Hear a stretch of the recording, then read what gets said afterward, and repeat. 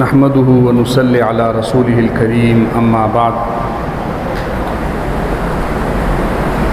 اعوذ باللہ من الشیطان الرجیم بسم اللہ الرحمن الرحیم وجادلهم باللتی ہی احسن۔ آج فن مناظرہ کے حوالے سے اور تقابل ادیان کے حوالے سے آج پہلا دن ہے۔ سب سے پہلے یہ بات ذہن نشین رہے کہ فن مناظرہ کی ضرورت کیا ہے۔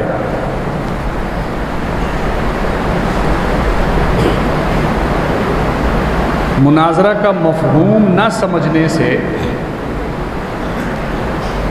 بہت ساری الجھنیں پیدا ہوتی ہیں۔ لوگ یہ سمجھتے ہیں کہ لڑنے جھگڑنے کا نام ہے، خواہ مخواہ الجھنے کا نام ہے، کسی بھی فریق کے ساتھ کسی بات میں اڑ جانا، چاہے وہ حق ہو یا باطل، بس یہ چیز ہے مناظرہ۔ جبکہ در حقیقت دیکھا جائے تو مناظرہ ایک عبادت ہے اور اسلام میں اس کی بہت بڑی اہمیت ہے۔ مناظرے کا معنی بنتا ہے، مناظرے کا مفہوم یہ ہوتا ہے کہ احقاق حق کے لیے کسی غلط انسان سے، کسی باطل سے الجھنا۔ آپ کو پتہ ہے کہ مجاہد اللہ کے راستے میں جہاد کرتا ہے تو اس کا مطلب یہی ہوتا ہے کہ میں حق کو ثابت کروں، احقاق حق کے لیے لڑتا ہے۔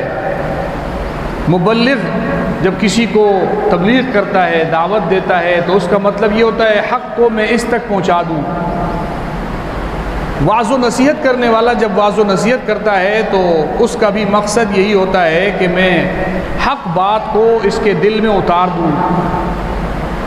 جب کوئی شخص تزکیہ کرتا ہے، تصوف کی راہ اختیار کرتا ہے، پیر بن جاتا ہے، مرشد ہوتا ہے، اس کا کام بھی یہ ہوتا ہے کہ کوشش اور نیت یہی ہوتی ہے کہ میں اپنی صحیح بات کو، حق بات کو مرید کے دل میں اتار دوں۔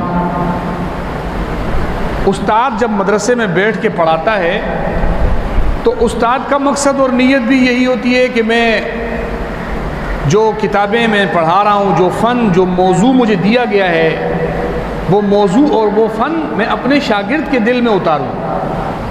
اور سب کا مقصد، سب کی نیت احقاق حق ہوتا ہے، اعلاء کلمت اللہ ہوتا ہے۔ اب مفہوم جا کر بدل جاتے ہیں ان کے غلط استعمال سے۔ ایک آدمی تلوار اٹھاتا ہے، بندوق اٹھاتا ہے، مقصد احقاق حق اور مقصد اس کا اعلاء کلمت اللہ نہیں ہے، اس کا مقصد لڑائی جھگڑا ہے، فساد پھیلانا ہے، مسلمان کا خون بہانا ہے، یا مسلم معاشرے کو خراب کرنا ہے۔ تو ظاہراً وہ بھی جہاد کر رہا ہے، لیکن در حقیقت وہ جہاد نہیں ہو رہا، بلکہ وہ جہاد کے نام کو غلط استعمال کر رہا ہے۔ مبلغ وہ تبلیغ کر رہا ہے صحیح بات کی، اور اس کی نیت میں اعلاء کلمت اللہ اور احقاق حق نہیں ہے، تو اسی طریقے سے مبلغ کی بھی اس عمل کو عبادت نہیں کہا جائے گا۔ غرض یہ کہ ہر دین کے شعبے میں جب کوئی طالب علم مدرسے میں داخل ہوتا ہے یا کسی بھی فن میں دین کے معاملے میں وہ پڑھنا شروع کرتا ہے، تو اس کے دل میں سب سے بنیادی بات کیا ہوتی ہے کہ مجھے اس کو پڑھنا ہے اور پڑھ کر دوسروں تک پہنچانا ہے۔ اب دوسروں تک پہنچانے کے مختلف طریقے ہوتے ہیں۔ قرآن مجید نے تو ان طریقوں کو ایک مختصر سی آیت کے اندر اجمالی طور پہ بیان کیا ہے۔ ادعو الی سبیل ربک بالحکمۃ والموعظۃ الحسنۃ وجادلہم باللتی ہی احسن۔ مقصد کیا ہے؟ ادعو الی سبیل ربک، لوگوں کو اللہ کے راستے پر لے کر آنا۔ اس کے طریقہ کار الگ الگ ہیں۔ بالحکمہ بردباری اور حکمت کے ساتھ کس طریقے سے لے کے آنا ہے، آپ کی حکمت یہاں کیا ہے، حکمت اور مصلحت کے ساتھ، والموعظۃ الحسنہ، اچھی نصیحت کے ساتھ، وجادلہم باللتی، اور الجھ کر بحث کر کے، یا اس کو میں دوسرے آج کے مفہوم کے مطابق کہوں تو مناظرہ کر کے اچھے انداز میں۔ 3 منزلیں بتائی گئی ہیں قرآن مجید میں دین کی بات کسی تک پہنچانے کو۔ مریض کی جتنی قسمیں ہوتی ہیں، دوائیں اس کے مطابق دنیا میں آتی ہیں۔ پہلے مریض آتا ہے، پھر اس کی دوا آتی ہے، پہلے مرض آتا ہے، پھر دوا آتی ہے۔ اور ڈاکٹر کے پاس ایک مریض جاتا ہے، وہ کہتا ہے مجھے یہ بیماری ہے، وہ اس کو الگ گولی لکھ کے دیتا ہے، دوسرا الگ، ہر ایک کے لیے الگ الگ۔ ایک مریض آتا ہے، وہ کہتا ہے ڈاکٹر صاحب میں نے آپ سے کئی دن تک دوائی لی، پیٹ کا درد ٹھیک نہیں ہو رہا۔ ڈاکٹر صاحب کہتے ہیں اس کا ایکس رے کرو، ایکس رے کے بعد دیکھتا ہے پیٹ میں کوئی مسئلہ ہے، کہتے ہیں آپ کا آپریشن ہوگا، آپ کٹے گا، آپ کاٹ کے پھر۔ اب اس مریض کا علاج دوا اور گولی نہیں ہے، اس مریض کا علاج آپریشن ہے۔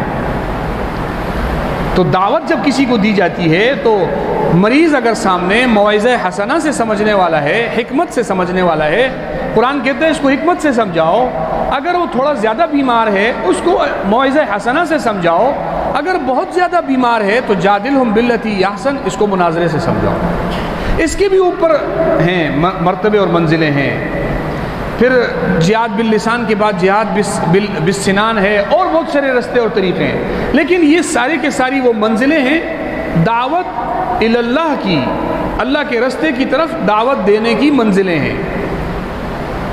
اب بعض ہمارے معاشرے کے اندر لوگ کہتے ہیں کہ جی یہ مناظرہ، اس کی کیا ضرورت ہے، جی مناظرے کا تو مطلب ہے الجھنا، لڑنا، ایک دوسرے کے ساتھ بحث و مباحثہ کرنا بلا وجہ، بغیر سمجھے، نہ سمجھانے کی نیت ہو رہی ہے، نہ سامنے والا سمجھنا چاہ رہا ہے، جی الجھ رہے ہیں۔ بھائی معاشرے کے اندر اور بھی بہت سارے غلط کام ہو رہے ہیں نا، صحیح چیزوں کا غلط استعمال ہو رہا ہے۔ پولیس کی وردی میں چور نہیں گھوم رہے ہوتے، تو ہم نے کیا کیا، پولیس کو ختم کر دو، جی چور گھوم رہے ہیں۔ ہم کہتے نہیں وہ چوروں کو پکڑو۔ تو ہم بھی یہ کہتے ہیں کہ جب ایک دین کے کسی نیک عمل کا استعمال اگر ناجائز طریقے سے ہوتا ہے، اس سے اس عبادت میں فرق نہیں آتا۔ ایک آدمی مسجد میں آ کے نماز پڑھتا ہے اور غلط طریقے سے پڑھتا ہے، غلط طریقے سے نماز پڑھنے سے جو لوگ صحیح طریقے سے پڑھتے ہیں ان لوگوں کی نماز میں کوئی فرق نہیں پڑے گا، وہ نماز صحیح ہے۔ اب کہا جائے جی غلط نمازیں لوگ پڑھتے ہیں لہٰذا صحیح بھی نہیں پڑھو، لوگ مناظرے کا غلط استعمال کر رہے ہیں لہٰذا یہ صحیح مناظرے بھی نہیں کرو، تو یہ سوچ غلط ہے۔ سب سے پہلے اس فن کو یہ سمجھنا ضروری ہے کہ یہ قرآن اور حدیث سے ثابت ہے اور اس کا مقصد اعلاء کلمت اللہ ہے، اس کے سوا اور کچھ نہیں ہے۔ قرآن سے ثبوت پہ میں نے ایک آیت آپ کو پیش کی، ادعو الی سبیل ربک۔ نبی پاک صلی اللہ علیہ وسلم کی زندگی کو آپ اٹھائیں، قرآن کہتا ہے نبی علیہ الصلوۃ والسلام کافروں کو مناظرے کی دعوت دیا کرتے تھے۔ تعالوا یا اہل الکتاب تعالوا الی کلمۃ سواء بیننا وبینکم۔ یہ کیسے پتہ چلے گا کہ کلمۃ سواء بیننا وبینکم کون سا ہے؟ اس پہ آؤ گے، بیٹھیں گے، بات کریں گے، میں دلائل دوں گا، میں کلمت سوا بتاؤں گا، آپ اس کا رد کرنا، اگر آپ نے مان لیا تو یہ کلمہ سوا ہے، اسی کا نام مناظرہ ہے۔ وفود آتے ہیں، حبشہ سے آ رہے ہیں جناب، دیگر عجم ممالک سے آ رہے ہیں، عرب سے وفود آ رہے ہیں نبی پاک صلی اللہ علیہ وسلم کے پاس، اور وہ مسائل میں بحث کر رہے ہیں، آپ کی نبوت میں ان کو شک ہے، وہ اپنے شکوک بتا رہے ہیں، نبی پاک صلی اللہ علیہ وسلم اس پر ان کو دلائل دے رہے ہیں، یہ سارا اسی چیز کا نام مناظرہ ہے۔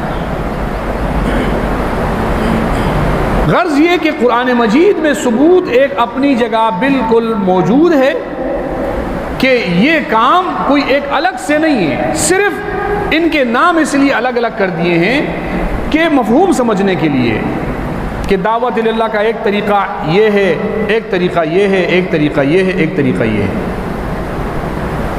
تو طریقوں کے فرق کے لیے نام الگ الگ رکھ دیے گئے ہیں۔ اصطلاحات ایک ہی معنی دے رہی ہیں اور مفہوم سب کا ایک ہی ہے، اور وہ ہے اللہ رب العزت کی طرف دعوت دینا۔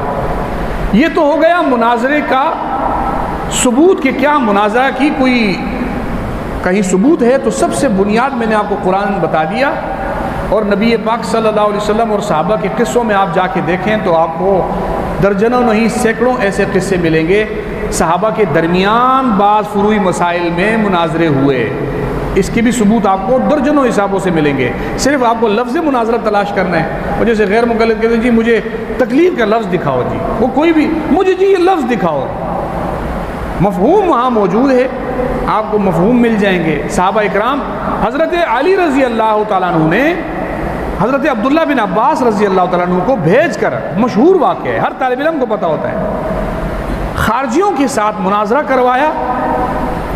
60,000 خارجیوں میں سے 50,000 خارجی حضرت علی رضی اللہ تعالیٰ عنہ کے اس حضرت عبداللہ بن عباس کو بھیجنے اور مناظرہ کرنے کے نتیجے میں 50,000 خارجی مسلمان ہو گئے، وہ اپنے نظریے سے رجوع کر لیا، صرف 10,000 بچ گئے جن سے لڑائی ہوئی۔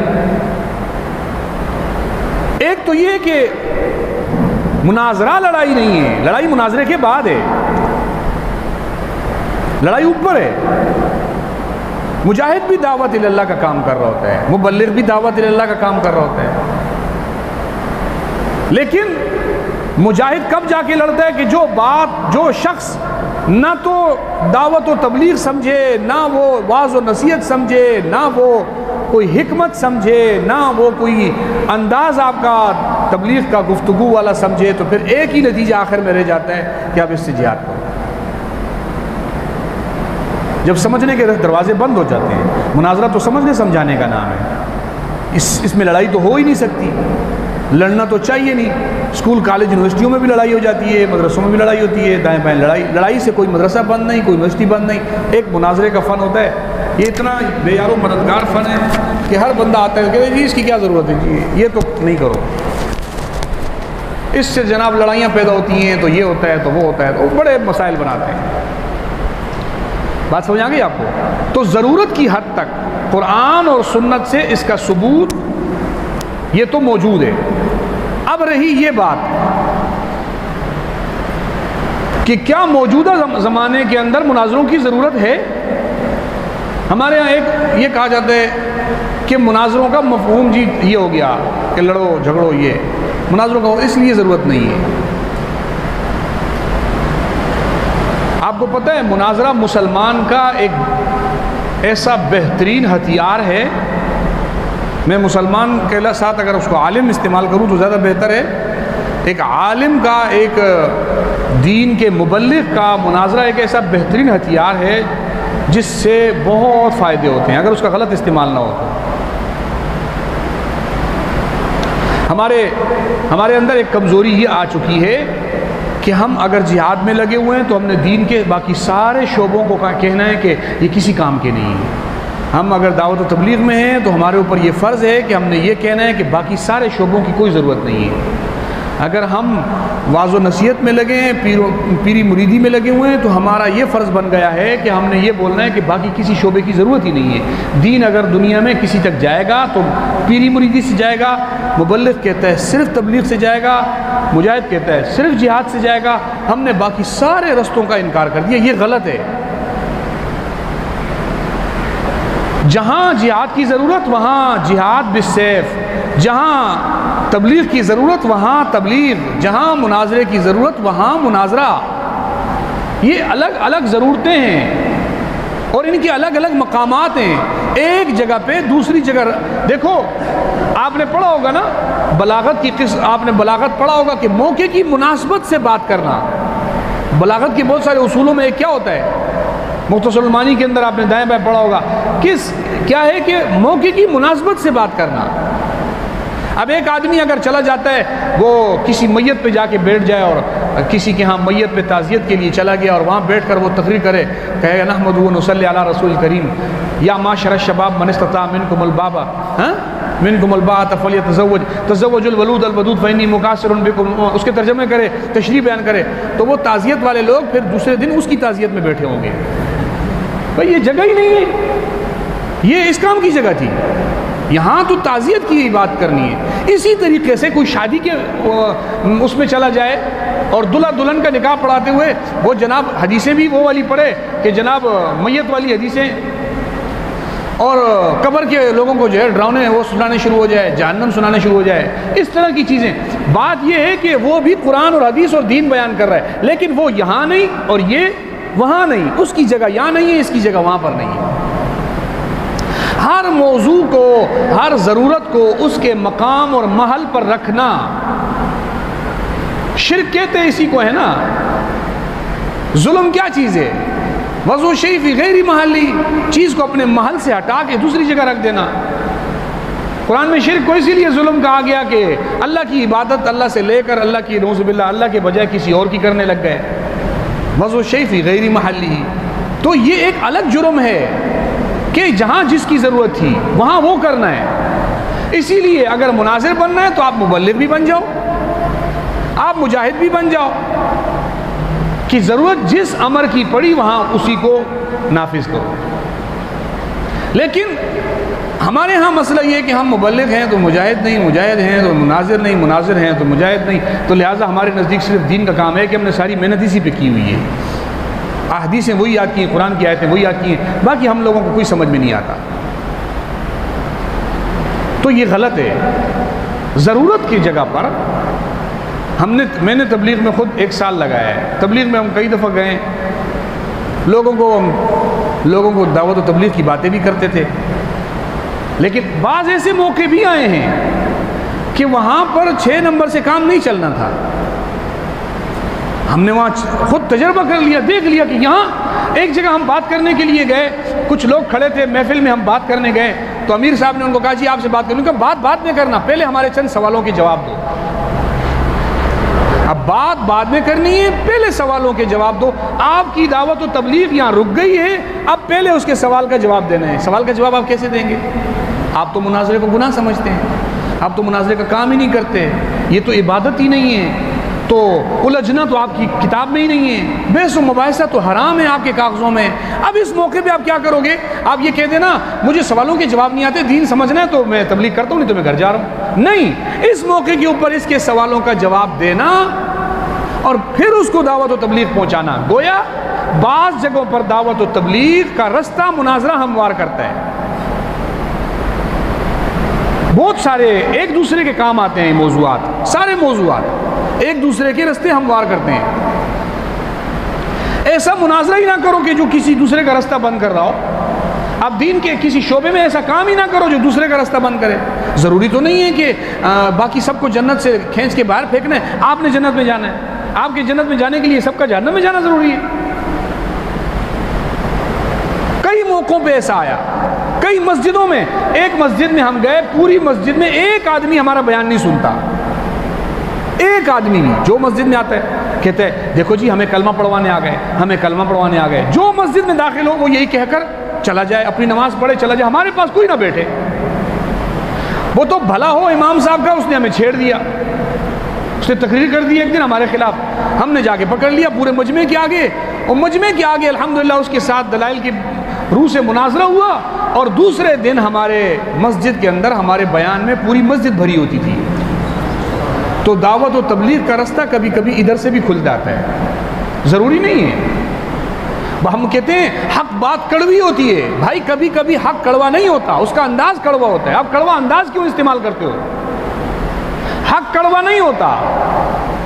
چینی کڑوی ہوتی ہے، کوئی کہے کہ جی چینی کڑوی ہوتی ہے، گڑ کڑوا ہوتا ہے، یہ بات بنتی ہے؟ اس کے کڑوا ہونے کی وجہ آپ کا مزاج کڑوا ہے. پیلیے کے مریض کو آپ گڑ کھلاؤ وہ کہے گا کڑوا ہے. کیوں؟ گڑ تو کڑوا نہیں ہوا نا، کھانے والے کا منہ کڑوا ہے. الحق مرن کا مطلب یہ نہیں ہے کہ حق میں کڑواہٹ ہے. کبھی کبھی حق جس کے سامنے پیش کیا جاتا ہے وہ خود مریض ہوتا ہے، لہذا اس کو کڑوا ہی لگتا ہے. اور کبھی کبھی اس کا انداز کڑوا ہوتا ہے، وہ انداز بھی کڑوا نہیں ہونا چاہیے. ضروری نہیں ہے کہ آپ حق کو کڑوا بنا کے پیش کرو. ہمارے ہاں ایک یہ رواج بن گیا ہے کہ حق بات کو بھی اتنے کڑوے انداز میں کریں گے کہ سامنے والا قبول ہی نہیں کرے گا. اور اگر وہ آگے سے بفر گیا، چڑ گیا، تو ہم کیا کہیں گے؟ حق تو جی کڑوا ہوتا ہے. بھائی آپ نے تو حق وہ اتنا کڑوا کر دیا کہ اس بیچارے کو وہ لگے گا کڑوا. آپ کیوں کرتے ہو اتنا کڑوا؟ طبیعت سلیمہ اس کو کبھی بھی کڑوا نہیں سمجھتی. صرف مریض طبیعت والا اس کو کڑوا سمجھتا ہے. تو تھوڑا سا ان مزاجوں میں تبدیلی آئے گی تو ہمیں دین کے سارے کام ایک دوسرے کے ساتھ ملے جلے ہوئے لگیں گے. الحمدللہ کئی جگہوں پر مناظروں سے دعوت و تبلیغ کی راہیں کھلی ہیں، اور کئی جگہوں پر ایسا ہوا کہ ہم نے جا کے دیکھا کہ یہاں دعوت و تبلیغ کی ضرورت ہے، یہاں مناظرے کی ضرورت نہیں ہے. کہیں اور طریقے بھی ہیں. میں 2008 میں سراب روڈ کے اندر ایک مجھے فون کیا کہ جی فلاں جگہ پہ آپ نے جانا ہے، وہاں مناظرہ ہے. ہم کتابیں ساری اٹھا کے وہاں پہنچ گئے کتاب مناظرے کے لیے. ہم وہاں پہنچے تو آگے جو ہمارے ساتھیوں کی مسجد تھی وہاں جا کے ہم رکے، کتابیں اتاری، سارے محلے کے لوگ جمع ہو گئے. جی کیا ہے؟ بولا جی یہ سامنے مسجد کے بالکل گیٹ کے سامنے والا جو بہت بڑا ایک کمپاؤنڈ ہے وہ کسی نے کرائے پہ لیا ہوا ہے، اور وہاں اس نے مدرسہ کھولا ہوا ہے، وہ ہے بریلوی. اب ہماری مسجد کے آگے وہ دوسرا اپنا جو ہے وہ ادارہ کھول کے بیٹھا ہوا ہے، تو غلط بات ہے، اس سے مناظرہ کرنا ہے. تو میں نے کہا چلو پہلے کتابیں یہیں رکھو، پہلے جا کے ملتے ہیں اس سے. ہم سارے پہنچ گئے اس کے پاس. ہم نے جا کے پوچھا جی آپ بریلوی ہیں؟ کہتے نہیں بریلوی نہیں ہیں.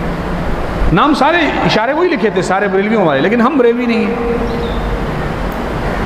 تو آگے سے کہنے لگا جی میں تو سب کی عزت کرتا ہوں جی، ان کی بھی کرتا ہوں ان کی بھی کرتا ہوں، ادھر باتیں. تو جب سارا کچھ میں نے چیک کر لیا کہ یہ بندہ اس مزاج کا ہے، میں واپس آیا مسجد میں، سب کو بٹھایا. میں نے کہا یہ جو بندہ یہاں بیٹھا ہوا ہے یہ اس کالونی کا رہنے والا ہے؟ بولا نہیں. یہ جس جگہ پہ بیٹھا ہے یہ جگہ اس کی اپنی ذاتی ہے؟ بولا نہیں کرائے پہ دی ہوئی ہے کسی نے. یہ جو بچے جو پڑھا رہا ہے جن کو وہ یہاں کے ہیں؟ بولا نہیں اپنے محلے سے لے کے آتا ہے. تو میں نے کہا اس سے مناظرہ کر کے تو تم اس کو خواہ یہاں مشہور کر رہے ہو. میں اس سے مناظرہ کروں محلے والوں کو بتاؤں کہ یہ بھی کوئی چیز ہے؟ اس سے مناظرے کی ضرورت نہیں ہے، ڈنڈا اٹھاؤ اس کو بھگاؤ، بس یہی حال ہے. لوگوں نے بولا یہ بات تو یہی ہے. میں نے کہا اس کا مناظرے کے ساتھ تعلق، مناظرہ تو وہاں ہوتا ہے جہاں کچھ لوگ اس کے ماننے والے ہو گئے، کچھ آپ کے ماننے والے ہو گئے، اب ایک ان ماننے والوں کو سمجھانا ہے. یہاں اس کو میں مناظرہ کروا کے محلے میں ان لوگوں کو بھی بتا دوں گا جن لوگوں نے اس کو جانا بھی نہیں ہوگا، وہ اپنا بیان ان تک بھی پہنچا دے گا، اپنا موقف ان تک بھی پہنچا دے گا جو اس کو جانتے بھی نہیں ہوں گے. تو یہ تو میں تھوڑی بہت اس کی بھی پبلسٹی کر رہا ہوں، مجھے کیا ضرورت ہے؟ میں نے کہا بھائی ادھر مناظرے کی ضرورت نہیں ہے. گھر دیوبندی کا ہے، اس کو بلاؤ، اس کو بولو اس کو گھر سے نکال، اس کو بولو جہاں رہتا ہے وہیں پڑھا، ہماری مسجد کے آگے سے اٹھ، بات ختم ہو گئی. نہیں اٹھتا ہے تو ہم تجھے اٹھاتے ہیں. محلے کے سارے لوگ جمع ہوئے، اس کے پاس گئے، میں چلا گیا اس کے پاس گیا، اس کو بولا بھائی بوری بستر گول کر ادھر سے. اس نے پہلے تو تھوڑا ادھر ادھر کیا، لیکن ظاہر ہے کہاں کر سکتا تھا، اس کے پاس پاؤں رکھنے کی جگہ نہیں تھی. آخر کار اس بندے کو وہاں سے جانا پڑا اور علاقہ صاف ہو گیا. مناظرہ ہر جگہ ضروری نہیں ہے کہ آپ جائیں تو آپ نے مناظرہ ہی کرنا ہے. دین کا اور کوئی کام نہیں ہے جس کی ضرورت پڑے. مولانا تھانوی صاحب رحمۃ اللہ علیہ کے پاس ایک مولوی صاحب فارغ ہو کے آئے، سلام دعا کی، حضرت سے ملاقات کی. کہا حضرت میں گاؤں جا رہا ہوں اپنے علاقے میں دین کا کام کرنے کے لیے. کہا ٹھیک ہے جاؤ. ہفتہ مہینہ نہیں گزرا، مولوی صاحب بھاگتے بھاگتے سانس چڑھی ہوئی خانقاہ میں پہنچ گئے. حضرت نے پوچھا کیا ہوا؟ کہا محلے والوں نے اتنا مارا ہے کہ مار مار کے مجھے میرا بھرتا بنا دیا. اب کوئی جگہ ہی نہیں ملی پناہ کی، بھاگ کے آپ کے پاس آ گیا. حضرت نے کہا تو نے کیا کر دیا؟ تو عالم بنا ہے، 10 سال تو نے علم سیکھے، تو نے جا کے ان کو بتایا ہے اور تیری بات ان کو سمجھ میں نہیں آئی. بولا حضرت کیا کروں؟ میں گیا، میں نے کہا یہ پورے گاؤں کا ایک پیر تھا، سارے لوگ اس کو سجدے کرتے تھے، اس کے پاؤں چومتے تھے، اس کی وہ کام کرتے تھے جو سارے کے سارے جو ہے وہ عبادت والے کام تھے. مجھے غصہ آیا، میں نے ایک دن جمعے میں تقریر کر دی کہ یہ پیر صاحب بدعتی ہے، مشرک ہے. یہ وہ سارے اس کے مریدوں نے مجھے پکڑا، بولا ہمارے پیر کو مشرک بولتا ہے، مجھے مار مار کے شہر سے بھگایا. حضرت نے فرمایا دیکھو ہر جگہ پر ایک ہی بندوق لے کے نہیں جاؤ. یہ تو ہمیں بھی پتہ ہے نا، لوگ آگے بندوقیں لے کے آئے ہوں اور آپ لوگ لڑنے کے لیے ڈنڈے لے کے پہنچ جائیں تو یہ عقل مندی ہے کیا؟ ہتھیار بھی تو برابر رکھنا ضروری ہے. سامنے والوں کے پاس جو ہتھیار ہے کم سے کم ہتھیار ان کے برابر تو رکھو. ایٹمی ملک سے کوئی اور ملک کیوں نہیں پھٹا لیتا؟ جس کے پاس ایٹمی طاقت ہے تو وہ پھینک دے گا، اس کو پتہ ہے مجھ سے تھوڑی طاقت میں زیادہ ہے. حضرت نے اس کو کہا پہلے میرے پاس یہاں رہو خانقاہ میں، کچھ عرصہ مجھ سے حکمت سیکھو، کیونکہ ادعو الی سبیل ربک بالحکمہ، پہلی سیڑھی حکمت ہے. حکیم الامت ہے نا، پہلی سیڑھی حکمت ہے. جب تک آپ کو حکمت نہیں آئے گی دعوت و تبلیغ میں، یہ میں آپ کو سچ بات بتا رہا ہوں، حکمت نام کس چیز کا ہے؟ ہم ایک جماعت میں چل رہے تھے، تو جماعت والوں کا ایک اصول ہوتا ہے کہ جی کہیں کوئی بیمار ہو گیا تو عیادت کے لیے چلے جاتے ہیں. ہمیں پتہ چلا جی فلاں ایک بزرگ صاحب ہیں 5 وقت کے نمازی تھے, بیمار ہو گئے, گھر چلے گئے, ہم چلے گئے اس کے پاس جا کے بیٹھ گئے. اب ہم عیادت کر رہے ہیں تو ایک ہمارے ساتھ ایک بزرگ بیٹھے تھے, بیچارے نئے نئے لوگ بہت آئے ہوتے ہیں, ان کی اصلاحوں کی یہاں ضرورت ہوتی ہے. وہ اس کو کہہ رہے ہیں کہ آپ کو کیا مسئلہ ہے. اس نے کہا مجھے یہ بیماری ہے. تو ہاں ہمارے علاقے میں بھی ایک بندہ ایسے بیمار تھا وہ مر گیا, ایک وہاں بھی بیمار تھا وہ مر گیا, ایک وہاں بھی بیمار تھا. میں نے اس کو تھوڑا چپ کرا کے اپنی بات کی, باہر نکلا, میں نے اس کو کہا کہ تو اس کو مارنے آیا تھا یا اس کو بچانے آیا تھا؟ عیادت کا مفہوم کیا ہے؟ عود سے مشتق ہے.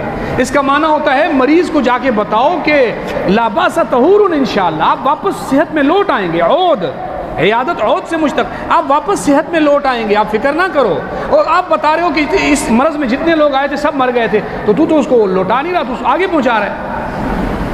حکمت بہت بڑی چیز ہے. اب کوئی کہے جی میں تو قرآن پڑھ رہا ہوں جی, میں تو حدیث پڑھ رہا ہوں جی, میں تو سمجھانے کا, وہ کہے گا جی آپ قرآن پڑھ رہے ہو, آپ حدیث پڑھ رہے ہو, لیکن یہ موقع اور یہ محل اس موضوع اور مناسبت کا نہیں ہے. حکمت بہت بڑی چیز ہے. حضرت کے پاس حضرت نے فرمایا 1 سال یہاں رہو, مجھ سے حکمت سیکھو. وہ رہا, کچھ عرصہ رہا. حضرت نے فرمایا اب جاؤ اپنے شہر میں, اپنے گاؤں میں جا کے اب تم جا کر اپنا کام کرو. اس نے وہاں جناب ایک جگہ گیا اور کہا جی تقریر کی, اور تقریر کر کے لوگوں کو کہا, بولا کہ یہ پیر صاحب جس کو تم پیر کہتے ہو, یہ پیر تو بہت بڑی چیز ہے. آپ کیا سمجھتے ہو یہ کوئی عام سا پیر ہے؟ یہ عام پیر نہیں ہے. میں نے اس کو ہواؤں میں اڑتے ہوئے دیکھا ہے, کئی دفعہ میں نے دیکھا ہے یہ ہواؤں میں اڑ رہا ہوتا ہے. آپ نے وہ اس کے اندر خوبیاں نہیں دیکھی جو خوبیاں میں نے اس میں دیکھی ہیں. رات کو میں قبرستان سے گزرا, ایک فلانی قبر کا بابا نکل کے آیا میرے پاس, مجھے کہا یہ کون ہے؟ میں نے کہا یہ بہت بڑا پیر ہے. اس نے کہا اس کی قدر کرو, یہ وہ پیر ہے کہ اگر اس پیر کے جسم کا ایک بال کسی کے پاس ہوا وہ جنت میں جائے گا. لوگ آئے, مرید سارے اکٹھے ہو کے, پیر صاحب ہمیں بال دے دو, کیونکہ ہم ویسے تو جنت میں جانے سے رہے ہیں, تو کم سے کم ایک بال دے دو, ہم جنت میں چلے جائیں.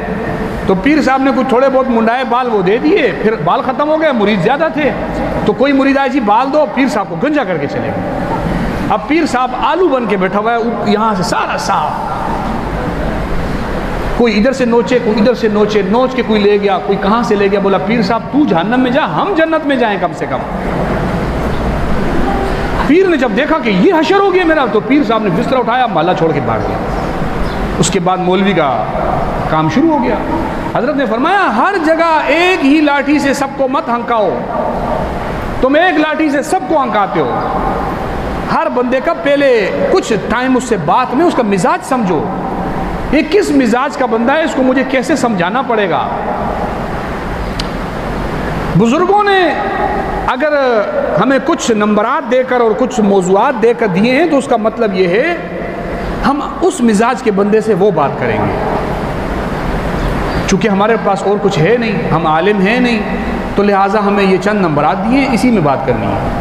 اس کا یہ مطلب نہیں ہے کہ اور بھی دین نہیں ہے, اور اس کا یہ مطلب بھی نہیں ہے کہ ہر بندے کو ایک ہی رستے سے طریقے سے اپنانا ہے, ایک ہی طریقے سے سمجھانا ہے. اس کا یہ مطلب بھی نہیں ہے. تو ایک تو میں نے آپ کو بتایا کہ مناظرے کی ضرورت بھی ہے, شرعی طور پر اس کا ثبوت بھی موجود ہے, اور مناظرہ نام جھگڑنے کا نہیں ہے. اگرچہ قرآن مجید نے اس کے لیے لفظ استعمال کیے وَجَادِلْهُمْ بِالَّتِي هِيَ أَحْسَنُ, مجادلہ کہتے ہیں لڑنے کو.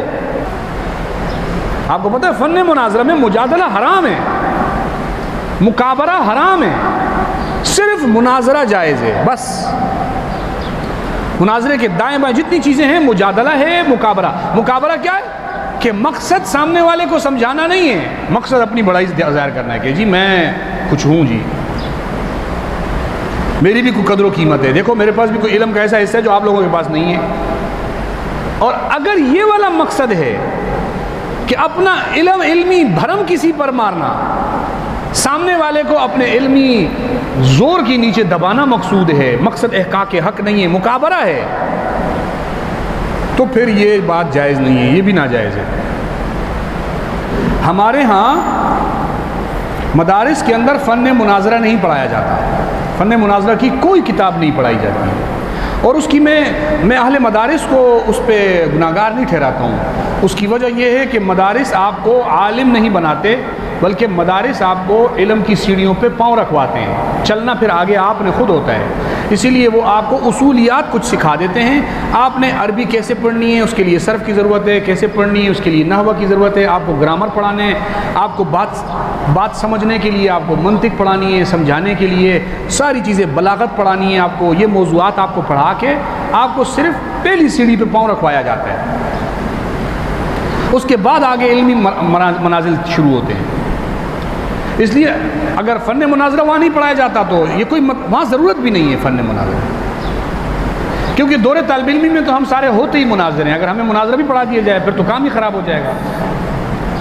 طالب علم تو ہوتے ہی مناظر ہے، پیدائشی مناظر ہوتے ہیں، اگر ان کو ساتھ مناظرہ بھی پڑھا دیا تو اس لیے میں کہتا ہوں کہ مدارس میں نہیں پڑھایا جاتا، وہ اس کی ضرورت بہرحال ہے۔ دیکھو یہ پوری ایک کتاب ہے رشیدیہ، رشیدیہ کے نام سے پوری ایک کتاب فن مناظرہ پر لکھی گئی ہے، اور پھر اس کی شرح شریفیہ وہ لکھی گئی ہے، یہ ساری کتابیں اس موضوع پہ لکھی گئی ہیں۔ علامہ جوزجانی نے اس کے اوپر پوری کتاب لکھی ہوئی ہے فن مناظرہ کی، جس کو یہ حمیدیہ کے نام سے اس کی شرح بھی آ چکی ہے۔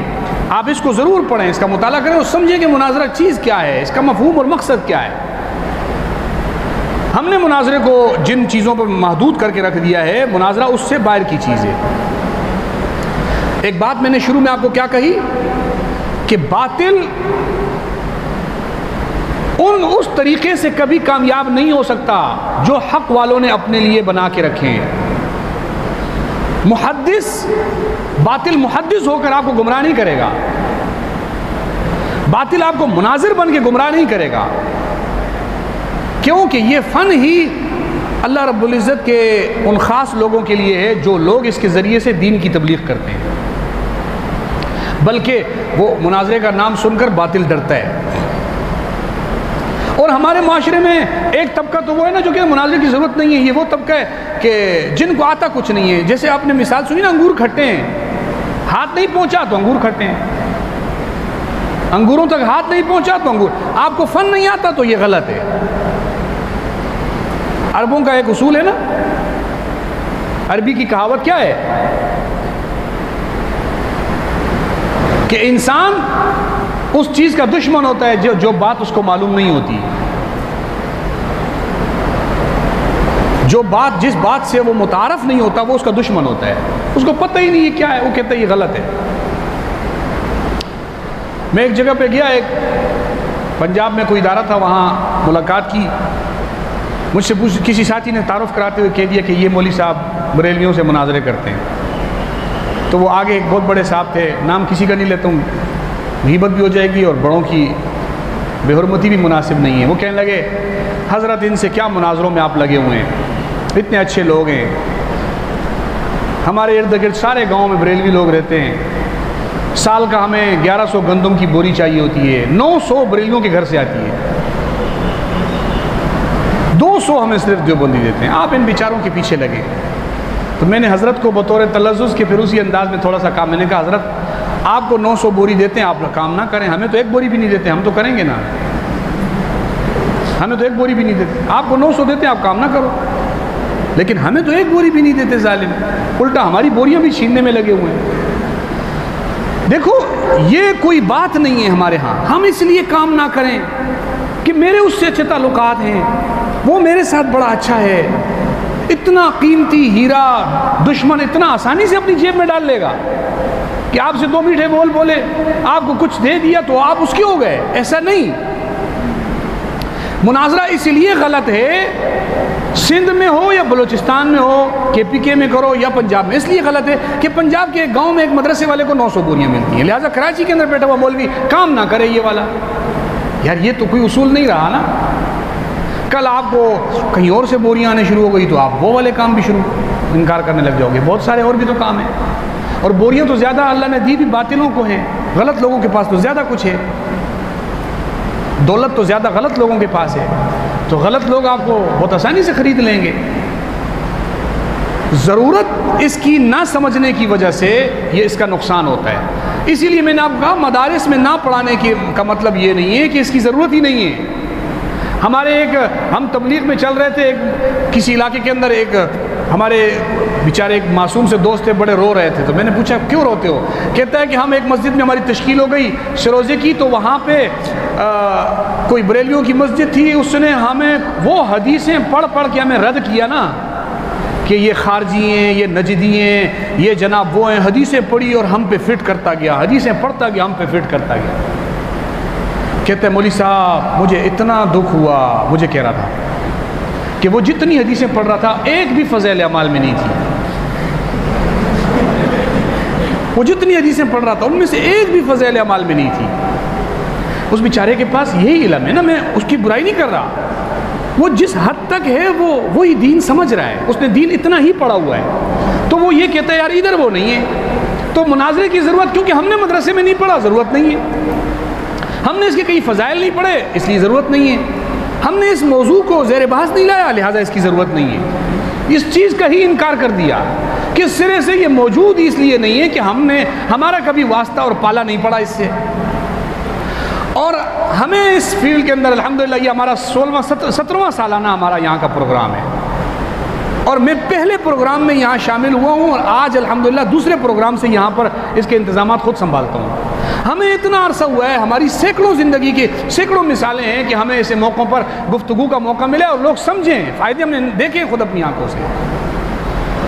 میں یہاں بیٹھا ہوا تھا اسی مسجد کے اندر اس کونے میں، 2008 کی بات ہے، اس کونے میں بیٹھا تھا، ایک مولوی صاحب آئے ہمارے، کہنے لگے جی میں تبلیغ میں جا رہا ہوں سال پہ، اور میں نے ایک بریلوی کو لے کے آ رہا ہوں کل آپ کے پاس، آپ سے ملوانا ہے، چند باتیں کرنی ہے۔ میں نے کہا ٹھیک ہے لے آؤ۔ دوسرے دن ظہر کے ٹائم پہ وہ یہاں آئے، میں نے عصر تک اس بندے کو بٹھا کے اس کے اعتراضات کے جوابات دیے، اس نے چپ چاپ اٹھا، اور جو کتاب لے کے آیا تھا وہ مجھے ضرورت تھی، میں نے اس کو کہا یہ کتاب تو نے کتنے کی لی ہے؟ اس نے کہا میں نے کسی اور سے لی ہے۔ میں نے کہا رستے سے دوسری خرید لینا، پیسے لے لے اور یہ مجھے دے کے چلا جا۔ وہ کتاب آج ہی میرے پاس پڑی ہوئی ہے، لیکن میں واقعہ پورا سناتا ہوں آپ غور کر۔ وہ بندہ یہاں سے میرے سے سوالات پوچھے اور اٹھ کے چپ چاپ، اس نے مجھے کچھ نہیں کہا کہ مجھے آپ کی بات سمجھ آ گئی ہے یا آپ نے صحیح جوابات دیے ہیں، کوئی ایسی بات نہیں کی، چپ چاپ اٹھ کے چلا گیا۔ تقریباً 2015 کی بات ہے یا 16 کی بات ہے، میں یہاں بیٹھا ہوا پڑھا رہا تھا، تو ایک طالب علم یہاں سے میں یوں گزرا تو وہ اٹھا، مجھ سے ہاتھ ملایا۔ میں آپ کو ملانے کی بھی گارنٹی دیتا ہوں، اس بندے کو مجھے ہاتھ ملایا، مجھے کہا آپ نے مجھے پہچانا؟ میں نے کہا نہیں۔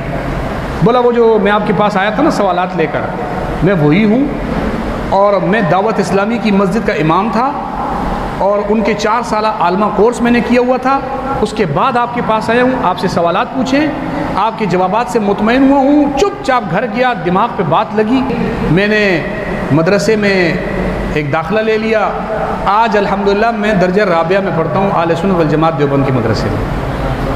چپ چاپ گیا، مجھے نہیں بولا اس نے، وہ 4تھے درجے میں میرے پاس یہاں پڑھنے کے لیے آیا تو اس نے مجھے بتایا، اور اب اس کی دستار بندی بھی ہو چکی ہے، اسی مسجد میں امام ہے، وہ ہماری مسجد ہے، اب وہاں جماعتیں بھی جا رہی ہیں، اب اس مسجد کے اندر جو ہے ہمارا کام بھی ہو رہا ہے، اور سارے نشانات بھی ختم ہو گئے اہل بدعت کے، اور مسجد ہماری ہے۔ تو ضرورت کیسے ہوتی ہے مجھے بتاؤ، اور کس طرح اس کا فائدہ آپ کو نظر آنا چاہیے؟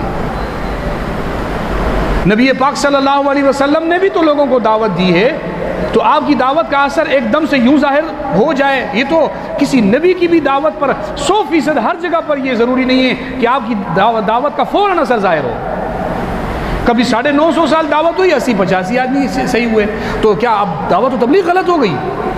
یا نعوذ باللہ نبی کی دعوت غلط ہو گئی؟ نہیں، لوگوں کا سمجھنا آپ کے صحیح اور غلط ہونے کے معیار نہیں ہے، لوگ سمجھتے ہیں تو آپ ٹھیک ہیں، لوگ آپ کی بات نہیں سمجھتے تو غلط ہے آپ۔ میں رستے پہ جا رہا تھا، ایک ہمارے یہ جو مولوی ایک دم سے مولوی بننے کے بعد یہ دوسری لائن پہ چلے جاتے ہیں نا، یہ جج بننا ہے جی، وہ بننا ہے، وہ رستے میں مجھے ایک داڑھی والے صاحب تھے، سر پہ ٹوپی نہیں تھی لیکن شکل و صورت سے کوئی مولوی لگ رہے تھے، مجھے سلام کیا، کہاں سے آئے ہیں، کہاں جا رہے ہیں؟ میں نے کہا جی وہ پنجاب میں سیالکوٹ میں پڑھانے جا رہا ہوں مناظرہ کورس۔ ایک دم مناظرے کی کیا ضرورت ہے مولوی صاحب؟ اس کا آج تک کوئی فائدہ آپ کو نظر آیا؟ میں نے اس کو کہا کہ آپ کو فائدہ کیا دیکھنا ہے؟ آپ کے گھر میں کوئی وہ جو ہے نا، آپ جس کو دعوت دیں 100 بندوں کو، دوسرے دن آپ کے گھر میں کوئی کھانے پینے کی چیزیں لے کر آ جائیں، آپ کے لیے گفٹیں لے کر آئیں، یہ تو دعوت کا فائدہ نہیں ہوگا نا۔ اور ایک جملہ میں کہا کرتا ہوں، ایک آدمی پتھر توڑنے کے لیے گیا، اس نے بہت بڑی چٹان پہ پتھر پہ ہتھوڑا مارا اور وہ پتھر ٹوٹ گیا. تو وہ کہنے لگا دیکھو میں نے ایک وار میں اتنا بڑا پتھر توڑ دیا.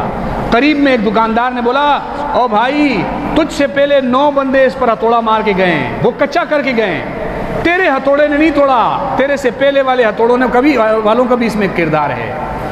ضروری نہیں ہے کہ آپ کی دعوت سے فوراً کوئی اثر ظاہر ہو جائے. آپ نے کچا کر دیا, اس کا نظریہ کمزور کر دیا, وہ کل کسی اور کے وار سے وہ حق کی طرف آ جائے گا, اس کی سختی کسی اور وار سے ٹوٹ جائے گی, تو اس میں آپ کا بھی عمل دخل ہوگا, آپ بھی ثواب میں شریک ہوں گے. یہ نہیں ہے کہ آپ ثواب میں شریک نہیں ہیں, اب آپ کے کام کی ضرورت ہی نہیں رہی. ایسا نہیں ہوتا. کہیں نہ کہیں آپ کے ثواب میں, آپ اس کے ثواب میں آپ شریک ہیں.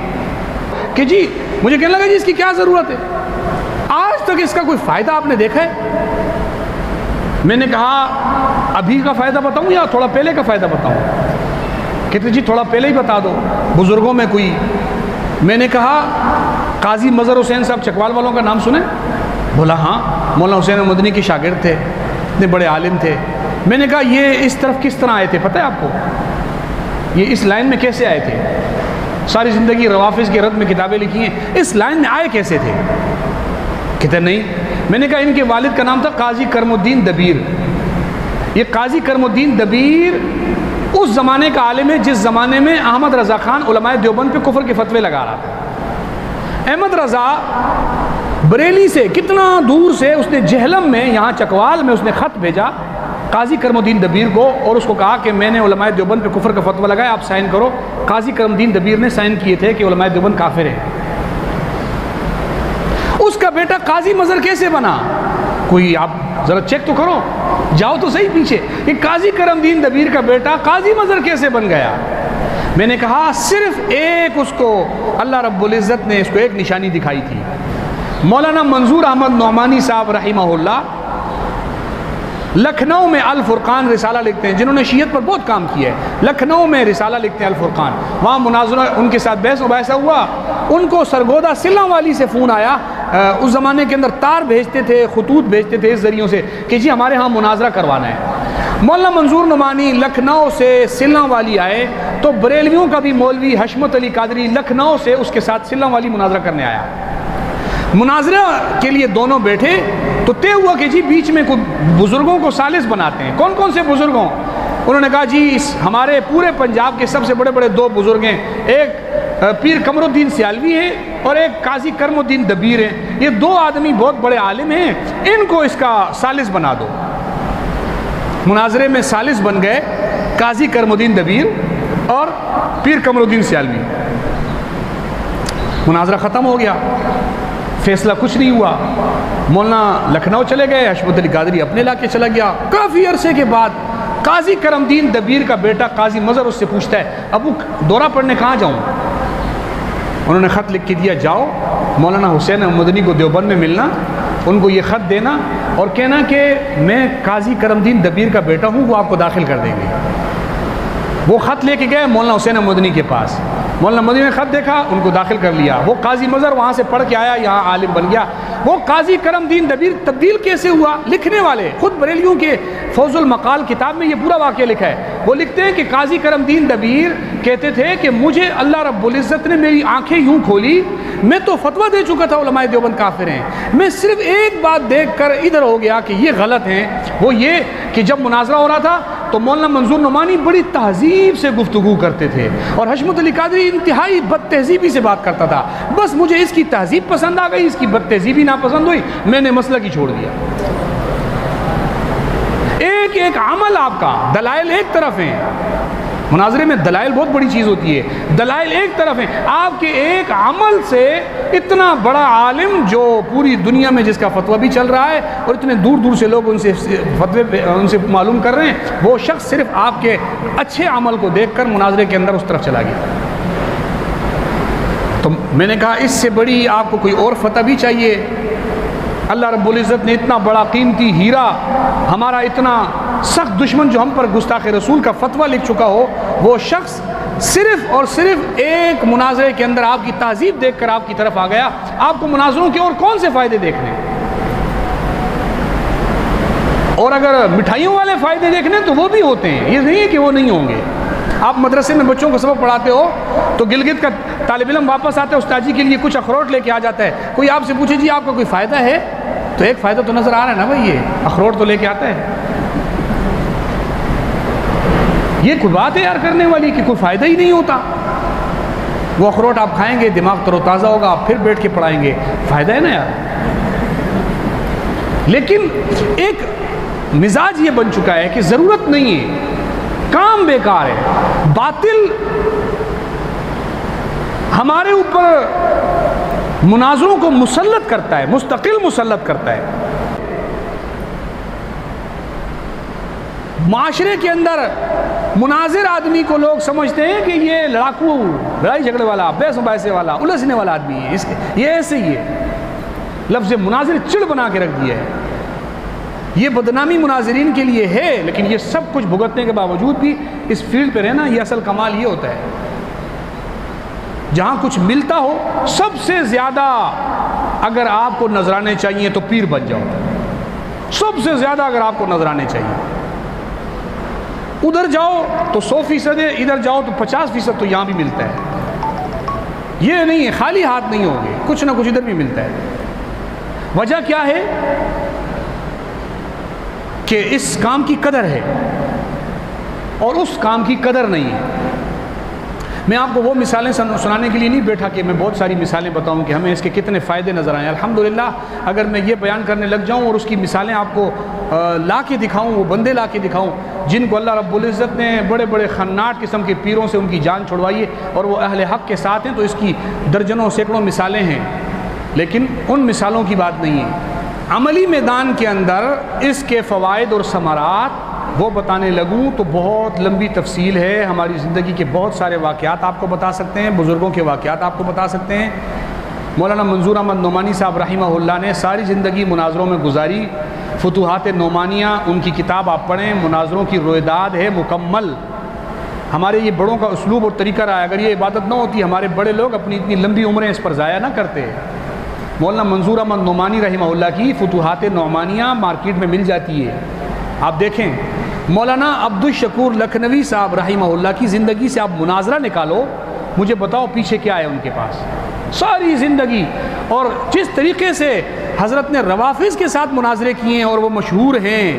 یاد رکھو میرے پاس ان کے بریلیوں کے ساتھ کیے ہوئے مناظروں کی بھی پوری دستاویز ہے میرے پاس، ان کی کتابیں چھپی ہوئی میرے پاس موجود ہیں۔ لیکن حضرت کی زندگی کا ایک بڑا پہلو وہ نظر آتا ہے، یہ پہلو بھی تھا، لیکن دونوں پہلوؤں میں مناظرہ تھا، آپ اٹھائیں پڑھیں۔ اور مولانا مجھے یہ بتاؤ کہ آپ اپنی جان کیسے چھڑواؤ گے اس مناظرے کی لائن سے، کیسے جان چھڑواؤ گے؟ آپ کھڑے ہو کے بولو گے نماز میں 1 مرتبہ رفع دین کرنا ہے تو ایک کھڑا ہو جائے گا بھائی رفع دین 3 دفعہ کرنا ہے، اگر تو سچا ہے تو آپ بات کر۔ بھائی اب مناظرے سے کیسے جان چھڑواؤ گے آپ بتاؤ؟ اب بولو مناظرے کی ضرورت نہیں ہے تو نتیجہ کیا نکلے گا؟ مقتدی بولیں گے مولوی کے پاس دلیل نہیں ہے، صرف بات کرتا ہے، دلیل نہیں ہے اس کے پاس۔ آپ کہہ دو مناظرہ جی گناہ ہے، یہ غلط کام ہے، اس کی ضرورت نہیں ہے، تو وہ بندہ کھڑا ہو کہ مجمع میں 100 آدمیوں کو بولے گا دیکھ تیرے مولوی کے پاس اگر اس بات کا جواب ہوتا تو یہ میرے چیلنج کو قبول کرتا، یہ چیلنج نہیں قبول کر رہا ہے، اس کے پاس دلیل نہیں ہے، اس کے اپنے ساتھ 4 بندے اور اکٹھے کر لے گا۔ یہ 4 بندوں کے اس کی جھولی میں گرانے کا سبب کون بن رہا ہے؟ ایک بندہ کھڑا ہو کے بولتا ہے صحابہ حجت نہیں ہے، آپ کھڑے ہو کے کہو صحابہ کے فضائل سناؤ، گفتگو کرو، سامنے ایک بندہ کھڑا ہو جاتا ہے کہتے ہیں صحابہ حجت نہیں ہے۔ اگر تو اس بات پر پکا ہے تو آپ مجھ سے بات کر۔ اب آپ کہو جی مناظرے کی ضرورت نہیں ہے، مناظرے کے نقصانات بہت ہیں، یہ جناب یہ ایسے پتہ نہیں ہے، انہوں نے تو دین کا بیڑا غرق کر دیا ہے۔ یہ بعض لوگ یہاں تک ہے مناظرین نے دین کا بیڑا غرق کر دیا ہے، تو پھر کیا ہوگا؟ جی میں تو مناظرہ نہیں کرتا، وہ کہے گا مولوی صاحب دعوے کرتے ہو مناظرہ نہیں کرتے، وہ اپنے ساتھ 4 بندے اور اکٹھے کر لے گا۔ حق پہ جو شخص ہوتا ہے وہ جان کی پرواہ نہیں کرتا۔ تم عزتیں بچاتے پھرتے ہو کہ لوگ مجھے کہنے لگ جائیں گے کہ تم مناظر بن گیا۔ حق پہ جو ہوتا ہے وہ اپنا سب کچھ قربان کرنے کو نہیں ہچکچاتا، اور تم اپنی عزت نفس بچانے میں لگے ہوئے ہو کہ مناظرہ کر لیا تو میری عزت خاک میں مل جائے گی۔ جتنے موضوعات ہیں، آج باطل اقدام کی پوزیشن میں ہے، ہم سب دفاع کی پوزیشن میں ہیں۔ مولانا مناظرہ تب ہوتا ہے جب آپ اقدام کرو اور باطل آپ کو چیلنج کرے، اور آپ مناظرے سے پیچھے ہٹو تو لوگ آپ کے ہاتھ سے جاتے ہیں۔ اب مسئلہ یہ نہیں ہے، اب ان کی طرف سے اقدام ہے۔ اب ایک کھڑا ہو کے کہتا ہے ختم نبوت کی کوئی ضرورت نہیں ہے، یہ ختم نبوت کا مفہوم ہی غلط ہے، بلکہ اس کا مطلب یہ بنتا ہے مرزا قادیانی کی وہ گنجائش ہے، وہ ختم نبوت پہ حملہ کر کے بیٹھا ہے۔ آپ اس کا چیلنج قبول نہیں کرتے تو آپ لوگوں کے قادیانی بننے کا سبب بن جاتے ہو۔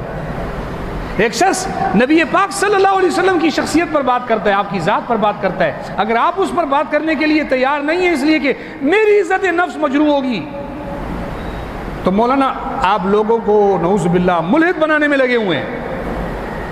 ایک شخص صحابہ اکرام کی حجت کو چیلنج کرتا ہے، صحابہ کے مقام اور مرتبے کو چیلنج کرتا ہے، وہ کہتا ہے میرے نزدیک صحابہ حجت نہیں ہے، معیار حق نہیں ہے۔ وہ جیسے پچھلے دنوں جماعت اسلامی کا مفتی امتیاز مروت نے ایک بیان دیا کہ جی صحابہ معیار حق نہیں ہے۔ اب آپ کو کہہ رہے ہیں میں آؤ مجھ سے بات کرو، مولوی سارے بیٹھے ہوئے ہیں، تسبیح ہاتھ میں لی ہوئی ہے کہ نہیں جی اگر ہم نے مناظرہ کر لیا تو پھر تو جی لوگ کہیں گے کہ یہ مناظرہ تو ہم خود کہتے ہیں، انہوں نے دین کا بیڑا غرق کیا ہوا ہے، مناظرین نے دین کا بیڑا غرق کر دیا انہوں نے مناظرین نے، لوگ تو مجھے یہ بول دیں گے، لہٰذا نہیں جی بس ٹھیک ہے جی ٹھیک ہے، آپ نے یوں کیا 10 مرید اس کے پیچھے چل پڑیں گے، آپ کے 10 مقتدی اس کے پیچھے چل پڑیں گے، وہ کہیں گے وہ بات کر رہا ہے آپ چیلنج قبول نہیں کر رہے، اس کا مطلب آپ غلط ہیں وہ صحیح ہے۔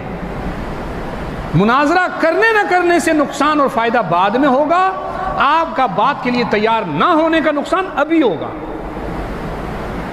الحمدللہ اسی مفتی امتیاز مروت کو ہم لوگوں نے جواب دیا، ہر طرف سے جواب آیا، ہمارے سب نے جواب دیا، میں نے بھی بنایا، سب نے جواب دیا۔ دوسرے دن اس کی ویڈیو آ گئی جی مجھے سراج الحق کا فون آ گیا کہ جی اس موضوع کو چھوڑ دو، اس موضوع کو نہیں چھوڑو، تمہارے پاس کچھ ہے نہیں، تم اس موضوع پہ بات نہیں کر سکتے ہو، حق پر ہو تو میدان میں آؤ، وہ بات اب ہم کریں گے۔ صحابہ اکرام کی ذات کو موضوع بحث بنانے والے شخص پر یہ لازم ہے کہ وہ پہلے اپنی ذات کو کٹہرے میں لا کے کھڑا کرے۔ وہ کون ہے؟ وہ آپ نے نفعت الرب میں قصہ پڑھا ہے نا، مامون رشید نے اپنے بھائی امین کو قتل کیا اور اقتدار پہ آ گیا، باپ نے امین کے لیے وصیت کی تھی، مامون نے اس کو قتل کر دیا اور بادشاہت پہ آ گیا۔ تو ایک بھنگی جو ہے وہ بیٹھا ہوا تھا، باتھ روم صاف کرنے والا جمع دار، کہتا ہے اس دن سے مامون میری نظروں سے گر گیا ہے جس دن سے اس نے بھائی کو مار کر جو ہے یہ بادشاہ بن گیا ہے۔ پاس سے گزرنے والے نے کہا تھا انفن فی الوائی وعزتن فی السما، اپنی اوقات دیکھ۔ صحابہ اکرام اگر صدیق اکبر رضی اللہ تعالیٰ عنہ کی صدیقیت کو زیر بحث لایا جائے گا تو سب سے پہلے یہ موضوع چھیڑنے والے کی ذات کو زیر بحث لایا جائے گا۔ تو کون ہے؟ صدیق کی صدیقیت ہم قرآن سے ثابت کریں گے، تو صرف اپنا کردار یہاں پہ اس کا دفاع کر لے۔ اصل موضوع یہ ہے نبی پاک صلی اللہ علیہ وسلم کی شخصیت کو زیر بحث لانے والوں کو صدیق اکبر نے کہا تھا امسس بزر اللات۔ جملے پر ترجمہ آپ خود شارحین حدیث کے پاس دیکھ لینا، آپ اس جملے کا مفہوم یہ بنتا ہے کہ اپنی اوقات میں رہو، تمہاری اوقات نہیں ہے، امسس بزر اللات، تو تمہاری اوقات کیا ہے کہ تم صدیق اکبر رضی اللہ تعالیٰ عنہ یہ صحابہ اکرام کی شخصیت کو زیر بحث لاؤ اور نیچے آتے رہو۔ امام اعظم ابو حنیفہ کی شخصیت کو زیر بحث لانے کی اوقات ہے تمہاری؟ مولانا امین صفدر اکاڑوی صاحب رحمۃ اللہ علیہ ایک واقعہ لکھا حضرت فرمایا کرتے تھے، ایک شخص تھا وہ غیر مسلم تھا، ہندو تھا، کہیں اس کو اسلام کی کوئی خوبی نظر آ گئی، مسلمان ہو گیا۔ اور آپ کو پتہ ہے غیر مقلدین کبھی کافر کو مسلمان نہیں کرتے، مسجد میں نمازیوں کو مسلمان کرنے پہنچ جاتے ہیں۔ وہ جب ہندو مسلمان ہوا انہوں نے اس کو مسلمان کرنے کی کوشش نہیں کی، جیسے مسلمان ہوا ہاتھ یہاں باندھے پہنچ گئے، تیری نماز نہیں ہوتی۔ ابے بھائی پہلے تو یہ پڑھتا ہی نہیں تھا، تمہیں فکر نہیں تھی، ہاتھ یہاں باندھ دیے نماز نہیں ہوتی۔ وہ ان کی محنت سے غیر مقلد ہو گیا، ایک دن مسلمان ہوا دوسرے دن غیر مقلد ہوا۔ اب غیر مقلدین جب کسی کو غیر مقلد کرتے ہیں نا، پھر اس کو لے جاتے ہیں وہاں پر اسٹیج پہ کھڑا کرتے ہیں کہ جی دیکھو یہ حدیث ہو گیا ہے۔ اب وہ تقریر کھڑا ہو کے کر رہا ہے، ہندو یعنی پرسوں غیر مسلم تھا، ہندو تھا، کل مسلمان ہوا، آج غیر مقلد ہو گیا، کھڑا ہو کے تقریر کر رہا ہے، کہاں ہے ابو حنیفہ؟ میں تجھے نماز سکھاؤں۔ اب ابو حنیفہ وہ کسی نے کہا تھا ابو حنیفہ فابو حنیفہ، ابو حنیفہ تو ابو حنیفہ ہے۔ بیچ میں ایک دیہاتی کھڑا تھا، ابھی گائے بھینسیں چرا کے آیا تھا، بیچ میں بیٹھا تھا، اس نے لنگی جھاڑی کھڑا ہو گیا، کہتا ہے اوے تو ہندو ٹھیک سی، کہتے تو ہندو ٹھیک تھا، کم سے کم یہ تو نہیں کہتا تھا نا ابو حنیفہ کو نماز سکھاؤں۔ جس ابو حنیفہ نے ایسی نماز سکھائی کہ آج 15ویں صدی تک لوگ اس کی نماز پر چل رہے ہیں، نبی پاک صلی اللہ علیہ وسلم کی بتائی ہوئی نماز، آج اس کی تعلیمات چل رہی ہے، تو اس کو نماز سکھائے گا؟ کہا تو وہی ٹھیک تھا جو پہلے تھا، تو ادھر آ کدھر گیا؟ تو آپ اگر دفاع نہ کرو، آپ اگر مناظرے کے میدان میں نہ اترو، آپ کسی سے گفتگو نہ کرو، آپ دلائل سے بحث نہ کرو، آپ اس چیز کو کوئی اہمیت نہ دو، تو مجھے بتاؤ آپ کس شخصیت پر اس کا دفاع کر سکیں گے؟ کوئی شخص کھڑا ہوتا ہے بازار میں، وہ کہتا ہے آپ کی گلی سے، آپ بازار سے گزرتے ہیں، وہ کہتا ہے یہ چور دا پتر ہے، آپ چپ چاپ چلے جاتے ہیں، دوسرے دن پھر آپ گلی سے گزرتے ہیں، وہ پھر کہتا ہے چور دا پتر جا رہے ہیں، پھر آپ چپ چاپ چلے جاتے ہیں، پھر ایک وہ آواز دیتا ہے چور دا پتر جا رہے ہیں۔ پہلے دن کسی نے توجہ نہیں دی تھی، لیکن جب وہ 2-3 دفعہ یہ عمل کر لے گا تو لوگوں کے دماغوں میں یہ بات بیٹھنے لگ جائے گی کہ واقعی چور دا پتر ہے، اس لیے تو رک کے بات نہیں کرتا ہے نا بھائی، یار کچھ گڑبڑ اس میں بھی ہے۔ لیکن حضرت صاحب نے تو تسبیحات میں لیا تو کہتے ہیں نہیں جی مناظرہ کرنا غلط بات ہے، اچھی بات نہیں ہے، لوگ مجھے بھلے چور دا پتر کہتے رہے ہیں، میں نے تو جی اللہ کو راضی کرنا ہے، میں نے ان سے مناظرہ نہیں کرنا۔ مولوی صاحب کبھی بھی اللہ کو راضی نہیں کرے گا اس موقع کے اوپر، اپنی ذات پر بات آئے گی اچھل کے کودے گا، میری ذات پر تو نے بات کی اور میرے باپ کو تو نے برا کہا جو 5 وقت کا نمازی تھا، حاجی تھا، حج کیا ہوا تھا اس نے، تو نے اس کی ذات پر حملہ کیا، میں تجھ سے بات کروں گا کہ ثابت کر میرا باپ کیسے چور تھا۔ تو مولوی صاحب تیرے باپ کی کیا اوقات ہے، میری کیا اوقات ہے، میرے باپ کی کیا اوقات ہے صحابہ کے مقابلے میں، امام ابو حنیفہ کے مقابلے میں، ائمہ اربعہ کے مقابلے میں، مجتہدین و محدثین کے مقابلے میں، مفسرین کے مقابلے میں، اولیاء اور بزرگان دین کے مقابلے میں کیا اوقات ہے اس کی کہ میں اس کی ذات پر تو لوگوں سے الجھوں لڑوں، وہاں نہ میں اصول دیکھوں کتنے مکے مارنا ہے یہ بھی نہ چیک کروں، کہاں کہاں مارنا ہے اس کو یہ بھی نہ چیک کروں، وہاں کسی سے مسئلہ نہیں پوچھتا کہ مولوی صاحب اب اس نے مجھے چور کا بچہ بول دیا ہے، آپ مجھے فتویٰ دو کہ اس کو کتنا مارنا جائز ہے، کبھی پوچھتے ہو مولوی سے اس سے کس طرح بات؟ کہتے نہیں میں خود ہینڈل کر لوں گا، اس نے مجھے گالی دی۔ تو مولوی صاحب دین پر حملہ اس سے کئی زیادہ خطرناک ہے، اس پر اگر آپ کی غیرت نہیں جاگتی تو پھر تو اس کا مطلب ہو کہ آپ نے دین اپنے کرتا بچانے کے لیے دین حاصل کیا ہے، پھر دین کو آپ نے اپنے شجرے اور نسب بچانے کے لیے پڑھا ہے، پھر دین کو آپ نے اپنی ذاتیات اور شخصیات کی عزت اور ناموس کے لیے پڑھا ہے، تو یہ دین کسی کام کا نہیں، یہ آپ کو کوئی کام نہیں دے گا۔ آپ واقعات اٹھا کے دیکھو، آپ کو واقعات تو بھرمار ملے گی اس بات کی کہ ایسے واقعات کی ضرورت ہے، لیکن فن مناظرہ ایک اپنی جگہ پر ایک مقام رکھتا ہے، اس کی ضرورت بالکل فطرتی طور پر بھی ضروری ہے، یہ فطرت کے عین مطابق ہے۔ غلط استعمال ہوتا ہے تو ان کا حساب اللہ کے پاس جا کر وہ لوگ دیں گے۔ دنیا میں لوگ حرام کھا رہے ہیں تو آپ نے حلال کھانا چھوڑا؟ دنیا میں لوگ بہت سارے غلط کام کر رہے ہیں، وہی کام غلط کر رہے ہیں، آپ وہ اچھے والے کام چھوڑ دیتے ہیں، اس پر قیاس کر کے آپ اچھا کام نہیں چھوڑتے۔ عبادتوں میں آپ نے رکھا ہوا ہے، دیکھو جی فلانے نے داڑھی رکھی ہوئی ہے ایسا کرتا ہے اس لیے تو میں داڑھی نہیں رکھتا، فلانا جو ہے نمازی ہے ایسے کرتا ہے اس لیے تو میں نماز نہیں پڑھتا، فلانا جو ہے حاجی ہے وہ ایسا کرتا ہے اس لیے تو میں حج پہ نہیں جاتا۔ تو مولوی صاحب فلانا جو ہے وہ روٹی بھی کھاتا ہے تو آپ روٹی کیوں کھاتے ہیں؟ روٹی کھانا بھی تو چھوڑو، وہ سانس بھی لیتا ہے آپ سانس لینا بھی چھوڑو، نہیں صرف اس کی وہ عبادات، وہ اللہ کو راضی کرنے والے اعمال کو سامنے رکھنا ہے، اس کو حج اور نماز سکھاتا ہے، یہ چیزیں نہیں سکھاتا یہ۔ تو نیک عمل کو اپنی جگہ پر، عبادت کو اپنی جگہ پر کرنا وقت کی ضرورت ہے۔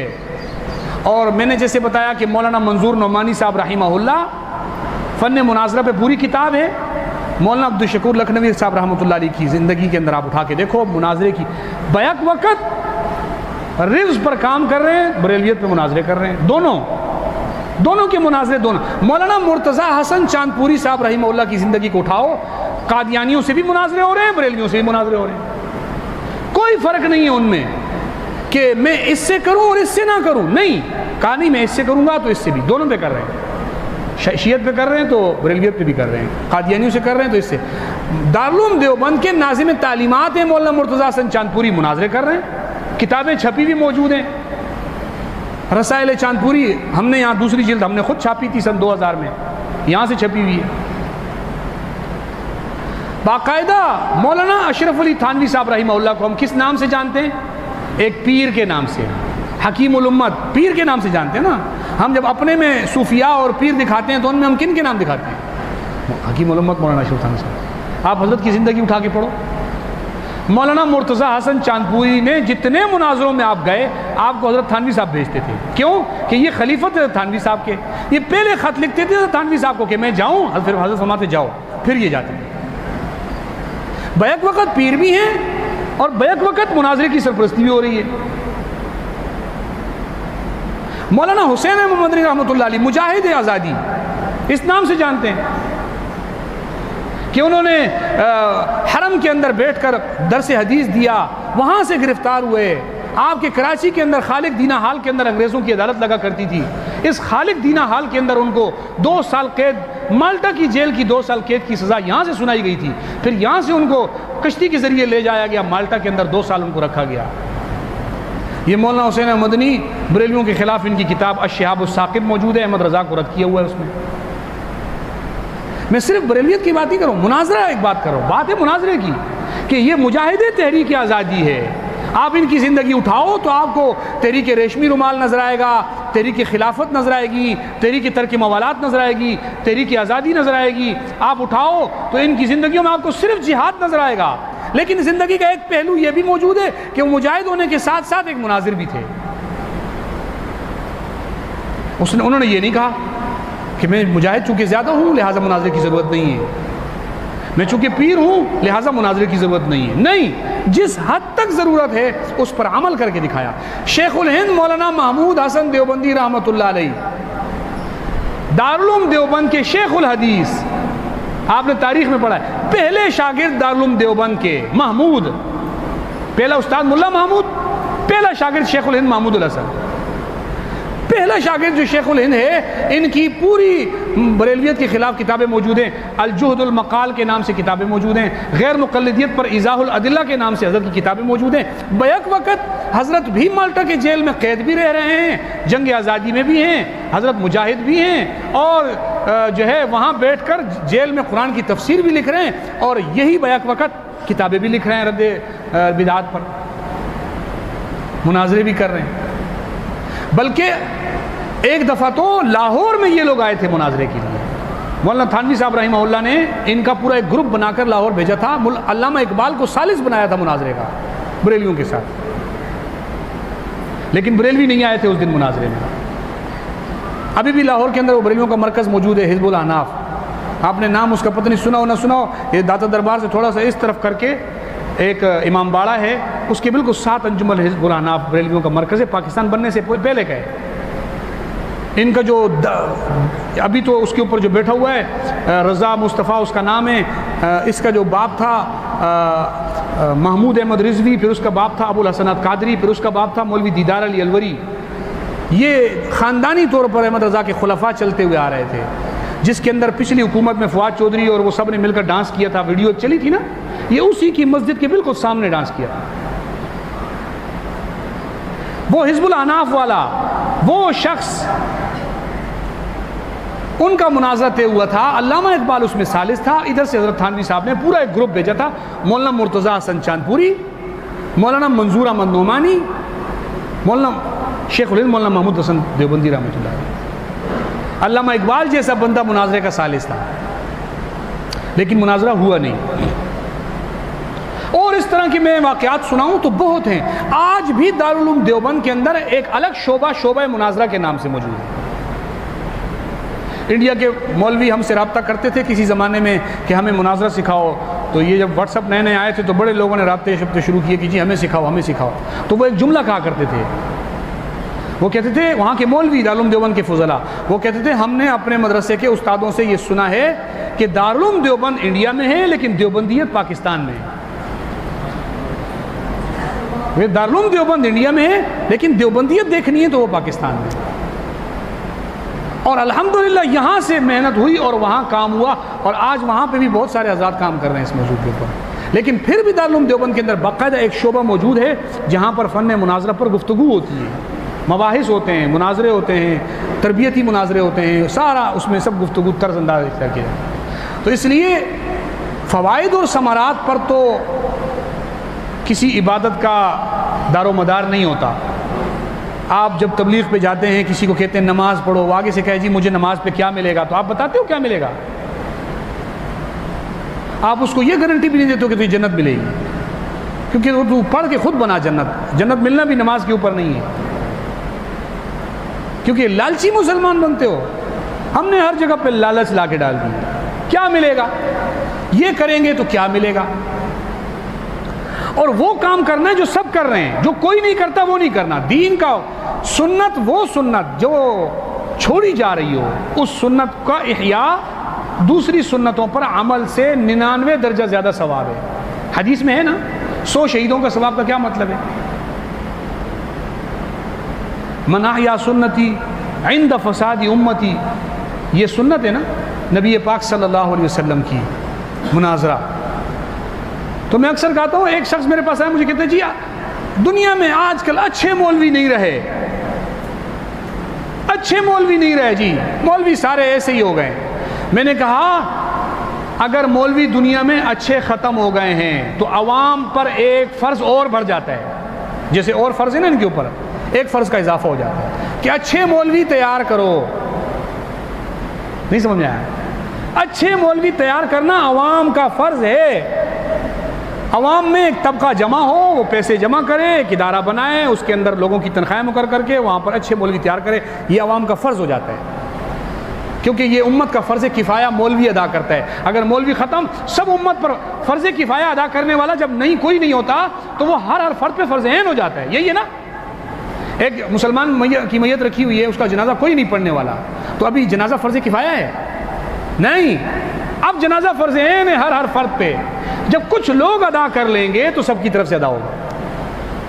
تو امت کا فرض کفایہ یہ ہے کہ امت میں اچھے علماء تیار کرو. تم کہتے ہو مناظرہ اچھا مناظرہ نہیں رہا, تو اب تم پر ایک فرض اور ہو گیا ہے کہ تم اچھا مناظر تیار کرو, اچھے مناظر بن کر دکھاؤ, اور اس ضرورت کو سمجھو. باطل دندناتا پھر رہا ہے, باطل سینے پہ چڑھ کے نعرہ لگا رہا ہے, باطل تمہارے ایمان کو جھنجھوڑ رہا ہے. باطل وہ چھوٹی باتوں کو نہیں زیر بحث لا رہا, وہ بڑی بات کہتے وہ جی بغداد ہلاک تباہ ہو رہا تھا تو مولوی اس میں لگے ہوئے تھے کہ جی آمین زور سے بولنی ہے یا آمین آہستہ بولنی ہے. آج وہ والا مسئلہ نہیں ہے. کل آپ کو کوئی یہ تانا نہیں دے گا کہ پاکستان برباد ہو رہا تھا تو مولوی مناظرہ. یہاں نبی پاک صلی اللہ علیہ وسلم کی ذات کی بات آ چکی ہے, اور ایک ہندوستان کے اندر ایک خاتون کھڑی ہو جاتی ہے اور وہ نبی پاک صلی اللہ علیہ وسلم کی ذات پر گفتگو کرتی ہے. آپ کو پتہ ہے اس کو رستہ کون فراہم کر کے گیا ہے؟ وہ کہہ رہی ہے مجھ سے بات کرو, کوئی بات کرے نا. آپ کو نہیں جی مناظروں کی ضرورت نہیں ہے, یہاں نبی پاک صلی اللہ علیہ وسلم کی ذات پر وہ بات کرنا چاہ رہی ہے. آپ کو جی ضرورت نہیں ہے, آپ کو جی اس کا مطلب اس کا فائدہ کچھ نہیں ہے, اور آپ بیٹھ گئے بات کرنے, تو یہی تو مناظرہ ہے, الگ سے کوئی اور چیز نہیں ہے. مناظرہ یہی مفہوم ہے مناظرے کا. ایک آج ختم نبوت کے مسئلے پر مناظرہ ہو رہا ہے, نبی پاک صلی اللہ علیہ وسلم کی ذات کا مسئلہ ہے. ناموس رسالت پر مناظرہ ہو رہا ہے, نبی پاک صلی اللہ علیہ وسلم کی ذات کا مسئلہ ہے. جتنے بھی ایسے دین کے اہم مسائل پر بات ہو رہی ہے وہ نبی کی ذات تک کا مسئلہ آ جاتا ہے. وہاں پر آپ یہ نہیں کہہ سکتے کہ اس کی ضرورت نہیں ہے. بات سمجھ آ رہی ہے آپ کو؟ تو مناظرے کے حوالے سے میں نے یہ چند باتیں آپ کو بتائی ہیں. امید ہے کہ اللہ تعالیٰ میری ان باتوں سے مجھے بھی اور آپ کو بھی فائدہ دے گا. اور یہاں پر ہم آپ کو بتاتے ہیں, تھوڑا سا گفتگو کرنی ہے کہ مناظرہ کا مفہوم کیا ہے. مناظرہ یہ باب مفاعلہ کا مصدر ہے، اس کا معنی ہوتا ہے، یہ نظر سے مشتق ہے۔ اگر لغوی معنوں میں دیکھا جائے تو مناظرے کا معنی ہوتا ہے ایک دوسرے کو دیکھنا، کیونکہ باب مفاعلہ کا مفہوم کیا بنتا ہے؟ ہاں معانقہ، مصافحہ، اسی معنوں میں مناظرہ، جانبین میں سے ہر ایک دوسرے کو دیکھے، یعنی جو دو فرد ہوں تو دونوں ان کا اشتراک فی العمل ہو، عمل میں اشتراک۔ تو مناظرے کا معنی بنے گا ایک دوسرے کو دیکھنا۔ ایک معنی تو اس کا یہ بنتا ہے، ایک معنی بنتا ہے مناظرے کا کہ بمعنی التفات النفس الی المعقولات، معقولات میں نظر دوڑانا، والتأمل فیہا، اور معقولات میں تأمل کرنا۔ اچھا، معقولات ایک مخصوص مفہوم ہے، جیسے منطق ہو گیا، فلسفہ ہو گیا، ان پر معقولات کا اطلاق ہوتا ہے، جو منقولات سے ہٹ کے چیزیں ہوتی ہیں۔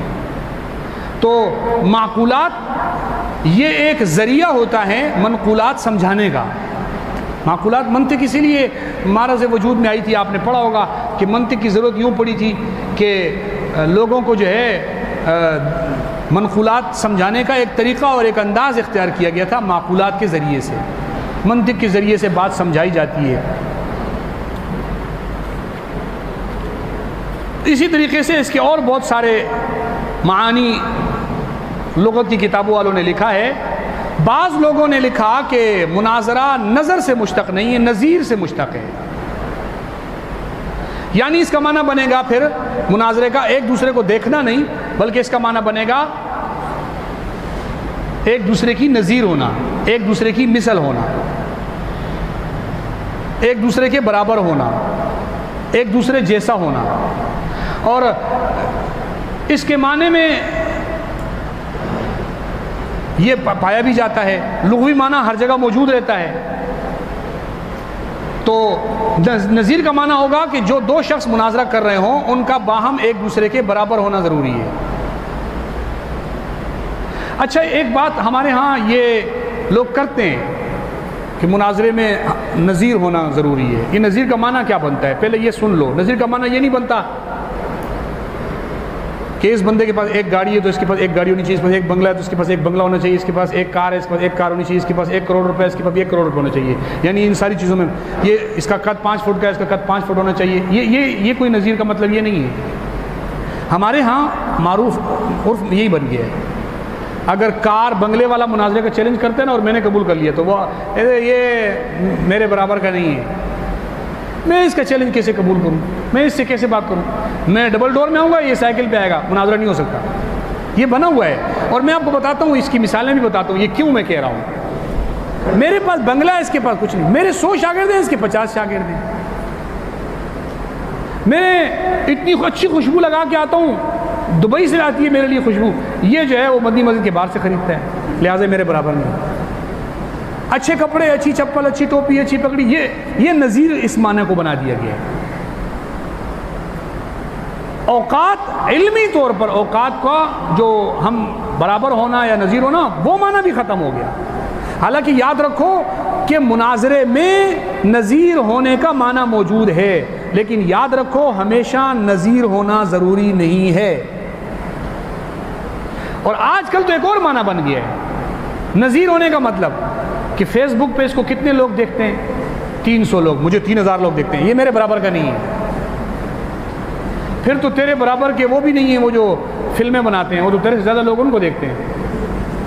یہ تو کوئی بات ہی نہیں ہے۔ دنیا کے اندر جتنے بے حیا اور فحاش لوگوں کو لوگ دیکھتے ہیں نا، اتنا مولوی کو کوئی نہیں دیکھتا۔ مولویوں میں تو 300-3000 کی لڑائی ہوتی ہے، ادھر کروڑوں اور اربوں لوگ ایک دوسرے کو دیکھ رہے ہوتے ہیں۔ پھر مولوی صاحب اپنے برابر کا کوئی وہاں سے ڈھونڈ کے لاؤ، ہمارے پاس تو نہیں ہے۔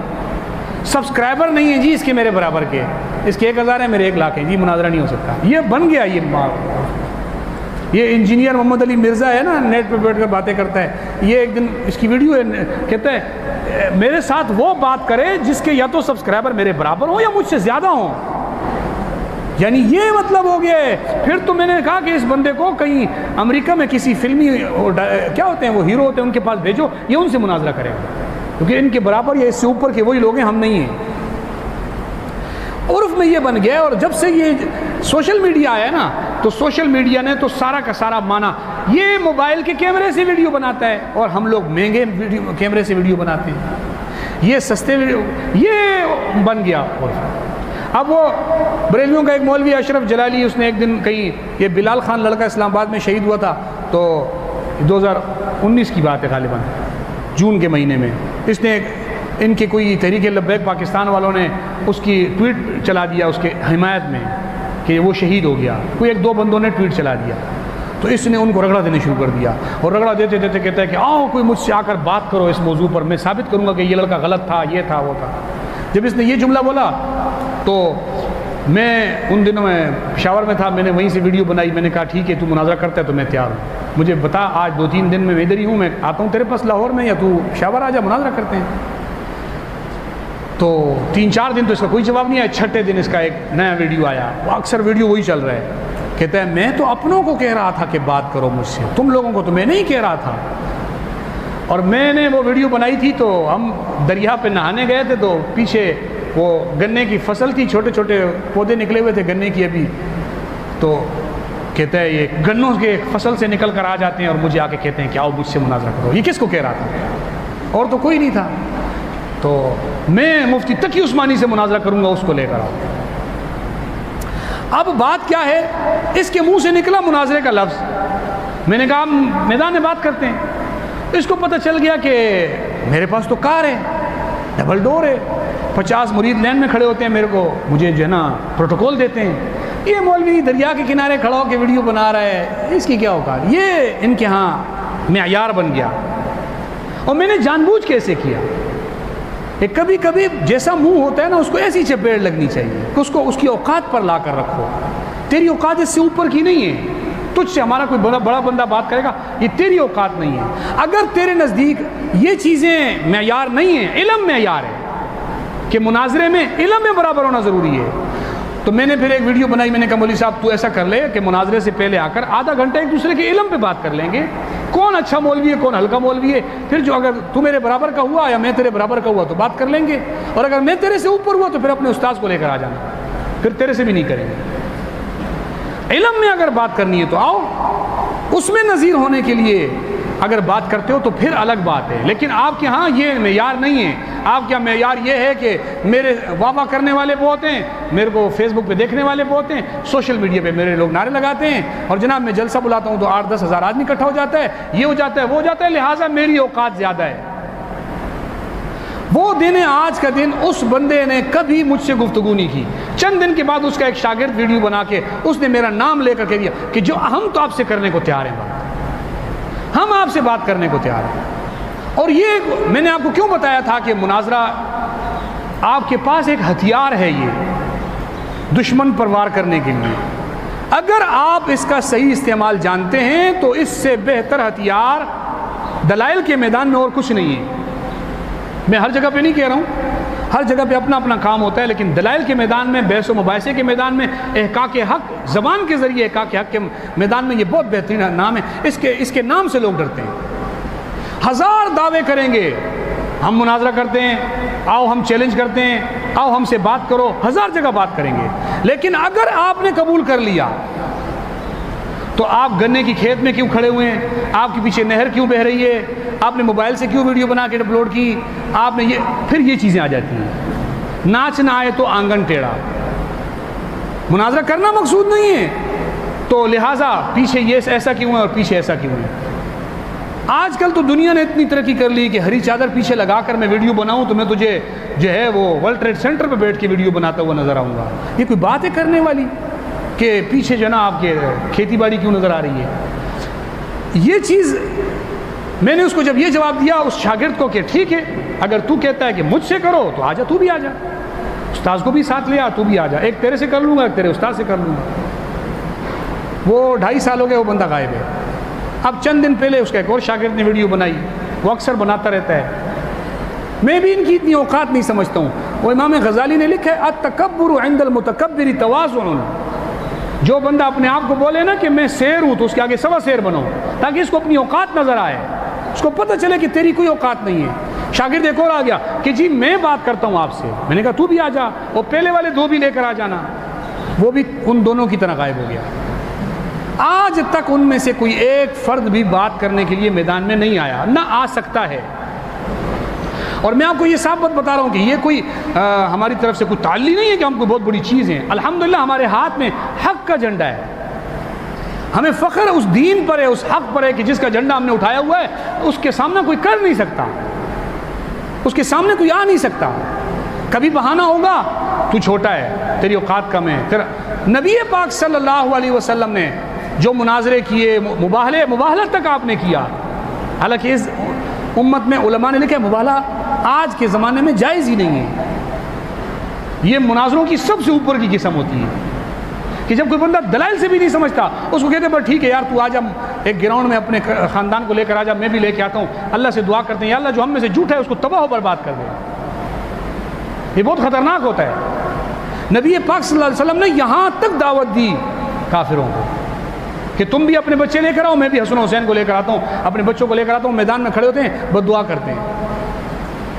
تو کیا مناظرے میں اگر نذیر ہونا ضروری ہے تو آپ کا کوئی نذیر تھا؟ نبی پاک صلی اللہ علیہ وسلم کی کوئی مثال تھا؟ اور پھر یہ کفار، ان کی کوئی اوقات تھی؟ یہاں کوئی برابری کا معنی اور مفہوم موجود تھا؟ کوئی معنی اور مفہوم موجود نہیں تھا۔ تو کیسے وہ آ کر کہہ سکتے تھے کہ ہم سے آ کر بات کرو، ہم آپ سے بات کرنے کو تیار ہیں؟ تو یاد رکھو احقاق حق میں مناظرے کا معنی، یہ نذیر ہونے کا معنی بعض دفعہ اس کو بھی ایک طرف رکھ دیا جاتا ہے۔ جیسے ہم رکھتے ہیں کہ ہم کسی کو یہ نہیں دیکھتے کہ یہ اپنے ساتھ 4 گن مین لے کر آئے گا اور ہمارے پر کوئی گن مین نہیں، ہم پھر بھی کہتے ہیں کہ بات کرنے کو ہم تیار ہیں۔ حالانکہ ڈرنا ہمیں چاہیے نا، تو گاڑی میں آئے گا، ہم پیدل آئیں گے، تو گن مین لے کے آئے گا، ہم بغیر اس کے آئیں گے، تیرے پاس بندے ہوں گے، ہمارے پاس نہیں ہوں گے، تو ڈرنا ہمیں چاہیے کہ تجھے ڈرنا چاہیے۔ پھر بھی وہ ڈر رہا ہوتا ہے کہ نہیں میں بات نہیں کرتا، تجھے کیوں ڈر ہے بھائی؟ اس لیے کہ میں نے بتایا مناظرہ ایک بہترین ہتھیار ہے کہ باطل دعویٰ کرے، آپ کھڑے ہو جاؤ، آپ کہو آؤ میدان میں ہم بات کرتے ہیں، ضرورت ہی نہیں ہے ادھر لمبی چوڑی گفتگو میں جانے کی۔ نبی پاک صلی اللہ علیہ وسلم کی ذات پر بات کرے گا تو پہلے اپنی ذات کو کٹہرے میں لا کے کھڑا کرے گا۔ ہم نے تو محدثین نے ہمیں یہ سبق سکھایا ہے کہ محدث کے پاس کوئی شخص حدیث لے کے آتا تھا تو محدث اس کی ساری زندگی ٹٹولتے تھے، ہے نا؟ اسماء الرجال کیا ہے کہ یہ راوی کتنا مضبوط ہے، کتنا کمزور ہے، وہ کیسے اس کی زندگی ٹٹولتے تھے کہ یہ حدیث لے کر آیا ہے، ہم اس کی زندگی ٹٹولیں کہ زندگی میں زیادہ سچ بولتا ہے یا زیادہ جھوٹ بولتا ہے، کہیں بازار میں چلتے ہوئے کھاتا پیتا تو نہیں ہے، کبھی زندگی میں ایک جھوٹ اس سے ثابت تو نہیں ہے۔ ایک راوی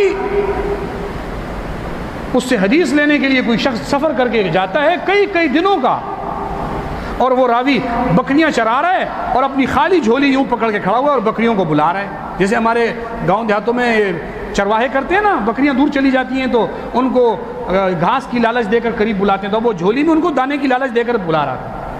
محدث وہیں سے واپس چلا گیا۔ کسی نے پوچھا کیوں؟ کہا جو شخص بکریوں کو دھوکہ دے سکتا ہے وہ روایت میں حدیث میں مجھے دھوکہ نہیں دے گا، میں اس سے حدیث نہیں لیتا۔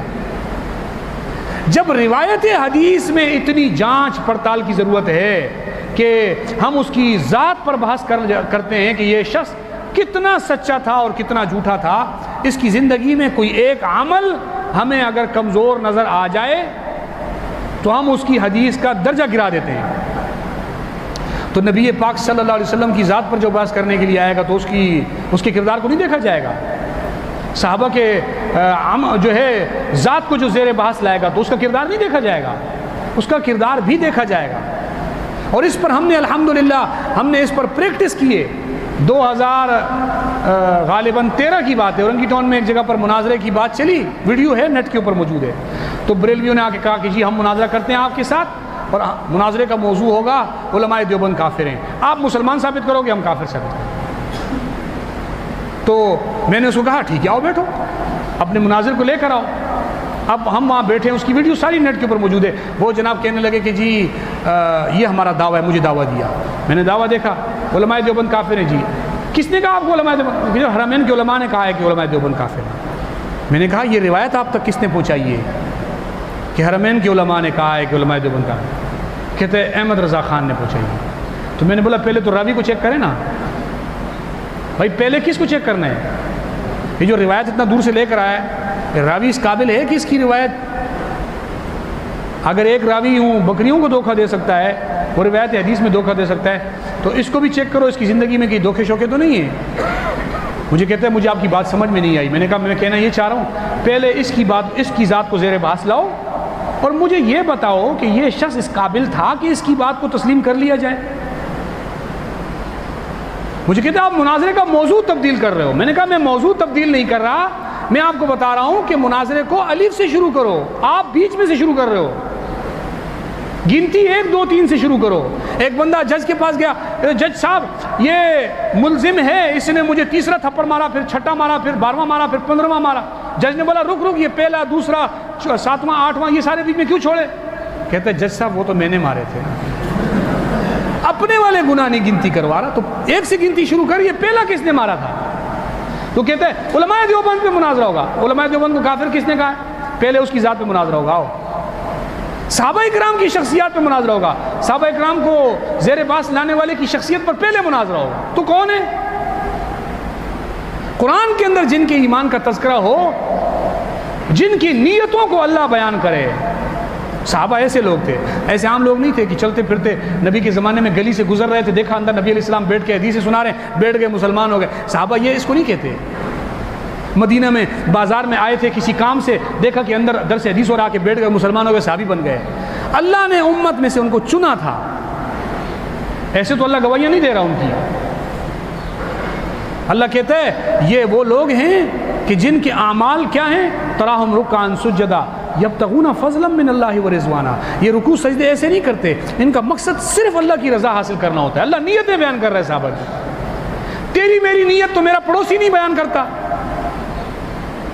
میرا بھائی نہیں، میرے بھائی سے پوچھو تو میری اچھی نیت نہیں کہتا اس کی نیت صحیح نہیں ہے، میرا بھائی میری صحیح نیت کی گواہی نہیں دے گا، میرا پڑوسی میری صحیح نیت کی گواہی نہیں دیتا، میں جس مسجد میں نماز پڑھتا ہوں میرا امام میری صحیح نیت کی گواہی نہیں دیتا، میرے ساتھ کھڑے ہو کر نماز پڑھنے والا میری صحیح نیت کی گواہی نہیں دیتا۔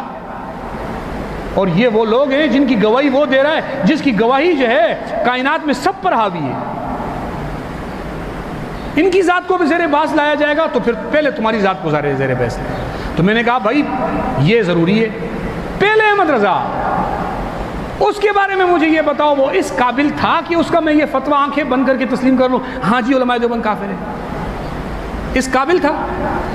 دوسرا میں نے سکھا تو یہ دوسری بات سمجھاؤں، میں نے کہا ہم تو مدرسے کے طالب علم ہیں اور ہمارا ایک مزاج بن چکا ہے، اگر ہمارا استاذ کتاب پڑھانے کے لیے آتا ہے نا، چاہے نومیر ارشاد الصرف شرح جامی کافیہ جو پڑھانے کے لیے استاد کتاب کھولتا ہے، اگر استاد اس سے پہلے چند باتیں نہ کرے ہمیں کتاب سمجھ ہی نہیں آتی ہے۔ استاد پہلے دن آ کر اس پر یہ بولنا فرض ہے کہ ہر کتاب کھولنے سے پہلے چند باتوں کو جاننا ضروری ہے نا؟ ہمیں وہ کتاب ہم سے کھلتی نہیں ہے جس سے پہلے استاد آ کر ہمیں یہ نہ بتائے کہ ہر کتاب کھولنے سے پہلے چند باتوں کا جاننا ضروری ہے۔ ہم تو کافیہ پڑھیں اور استاد آ کے ڈائریکٹ کافیہ شروع کریں، کہتے ہیں یہ استاد جو ہے نا کافیہ پڑھانے کے قابل نہیں ہے، اس نے یہی نہیں بولا کہ ہر کتاب کھولنے سے پہلے چند باتوں کا جاننا ضروری ہے۔ یہ کیسا استاد ہے نا یہ؟ اس نے یہ بولا ہی نہیں، اور جو ان باتوں میں موجود نہیں ہوتا اس کا نقصان بھی اس کو ہوتا ہے نا۔ میں مدرسے میں پڑھاتا تھا، طالب علم آیا، اس سے پوچھا کہ جو ہے نا کون سے درجے میں پڑھ کے آیا؟ بولا جی وہ اس میں رابعہ میں پڑھ کے آیا۔ بولا رابعہ میں فقہ کی مشہور کتاب کون سی پڑھائی جاتی ہے؟ کہتے شرح ملا جامی۔ میں نے کہا تو اگر اس سبق میں ہوتا نا کہ ہر کتاب کھولنے سے پہلے چند باتوں کا جاننا ضروری ہے، تجھے کم سے کم اتنا پتہ ہوتا کہ شرح ملا جامی، یہ ملا جامی کو خود پتہ نہیں کہ میں نے فقہ پہ کتاب لکھی ہے یا نہیں۔ وہ کہتے شرح ملا جامی۔ ایک طالب علم باہر نکلا، کہتے امتحان دینے گیا تھا نیو ٹاؤن میں، عجیب استاذ بیٹھے ہوئے امتحان لے رہے ہیں، ان کو امتحان لینے کا طریقہ بھی نہیں آتا۔ بولا جی کیا؟ پھر وہ پوچھ رہے تھے یہ بوتل کون سا سیغہ ہے؟ کہتے بوتل بھی کوئی سیغہ ہوتا ہے؟ حالانکہ انہوں نے پوچھا تھا معطل کون سا سیغہ ہے؟ وہ باہر نکل کے کہتا ہے عجیب استاد ہے، یہ کہتے بوتل کون سا سیغہ ہے؟ یہ کوئی بات ہے کرنے والی یار؟ استادوں کو کوئی جا کے بتایا کہ بوتل شوتل سیغے نہیں ہوتے۔ اب بات یہ کر رہا ہوں کہ ضرورت اس طریقے کی گفتگو کی ہے کہ پہلے میں نے کہا ہم طالب علموں کو تو اس وقت تک وہ استاد کا پورا سبق ہی ہضم نہیں ہوتا کہ جب تک استاد ہم سے یہ نہ کہے کہ ہر کتاب کھولنے سے پہلے چند باتوں کا جاننا ضروری ہے۔ میں نے کہا علماء دیوبند پر کفر کے فتوے کی جو کتاب تو مجھے دکھا رہا ہے نا، میں اس سے پہلے بھی یہ سننا میرے لیے ضروری ہے کہ ہر کتاب کھولنے سے پہلے چند باتوں کا جاننا ضروری ہے۔ بولا پھر؟ میں نے کہا سب سے پہلے حالات مصنف ہے نا، کتاب کا مصنف کیسا تھا۔ اب ایک استاد آئے، وہ کہے جی آؤ جی کتاب کھولو میں پڑھانے آیا ہوں۔ آپ ایک مدرسے میں داخلہ لیا، استاد جی کتاب کھولو جی میں پڑھانے آیا ہوں۔ ہر کتاب کھولنے سے پہلے چند باتوں کا جاننا ضروری ہے۔ نمبر 1 حالات مصنف، یہ مصنف چور تھا، یہ ڈاکو تھا، رات کو چوریاں کرتا تھا، دن کو جو ہے نا یہ الٹے سیدھے کام کرتا تھا، یہ بڑا بیکار قسم کا مصنف ہے۔ آپ کیا بولو گے؟ مولوی صاحب استاد جی کسی اور مدرسے میں چلے جاتے ہیں، یہ والی کتاب ہم نے نہیں پڑھنی۔ بھائی یہ کوئی کتاب ہے جس کا مصنف چوریاں کرتا تھا، ڈاکے مارتا تھا؟ یہ کون سی کتاب ہے؟ ہم نہیں پڑھتے۔ اب حسام الحرمین کتاب ہے تو پہلا سوال کیا ہے؟ حالات مصنف۔ لکھنے والا کون ہے؟ اس کے حالات کیا ہیں؟ وہ کس درجے کا آدمی تھا؟ اس قابل تھا کہ وہ آ کر اپنے پڑوسی کو بھی خبر دیتا، کوئی مانتا؟ اس قابل تھا وہ؟ اس کی بات مان لینی چاہیے یا نہیں؟ دیکھو نبی پاک صلی اللہ علیہ وسلم نے ہمیں اپنے آپ کو معیار بنا کر ایک سبق دیا ہے۔ آپ نے اپنی دعوت پہنچانے کے لیے بھی فاران کی چوٹی پہ آپ چڑھے تھے، نہیں چڑھے تھے؟ وہاں پہ کھڑا ہو کر سب سے پہلے کیا کیا تھا؟ اپنی ذات کو زیر بحث لایا تھا۔ لائے تھے نہیں لائے تھے؟ مجھے کیسا پایا تم لوگوں نے؟ دنیا میں کوئی فرد آ جائے اور وہ یہ کہے، مسجد میں امام لگنے سے پہلے کہے کہ میں امام تب لگوں گا جب تم میرے بیک گراؤنڈ کو چیک کر لو کہ میں تاریخ میری کیسی ہے، وہ امام لگے گا ہی نہیں، کیونکہ کہیں نہ کہیں گڑبڑ آ جائے گی۔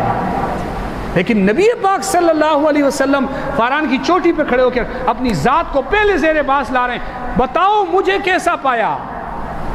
تو کفار نے سب نے مل کر بیک آواز ہو کر ایک ہی جملہ کہا تھا، جربناک مرارا ما وجدناک الا صادقا وامنا۔ یا رسول اللہ ایک دفعہ نہیں، اب تو اللہ کے رسول اس وقت تو اعلان نہیں ہوا تھا، محمد ہم نے تجھے ایک دفعہ نہیں آزمایا، کئی بار آزمایا، چھپ چھپ کر آزمایا، خفیہ طریقوں سے تجھ سے چھپ کر تجھے آزمانے کی کوشش کی، اور ہمیشہ ہمارا تجربہ اس بات پر جا کر پہنچا اس نتیجے پر کہ آپ سچے ہیں اور آپ امانت دار ہیں۔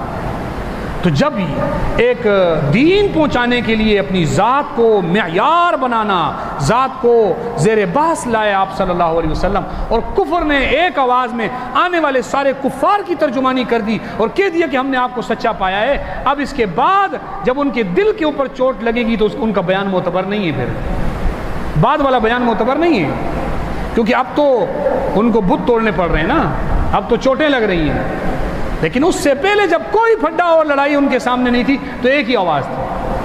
میں نے کہا اسی لیے جب کوئی ہمارے ایمان پر بات کرے گا تو ہم اس کی ذات کو زیر باس لائیں گے۔ مجھے پہلے یہ بتاؤ، اس مصنف اس قابل تھا؟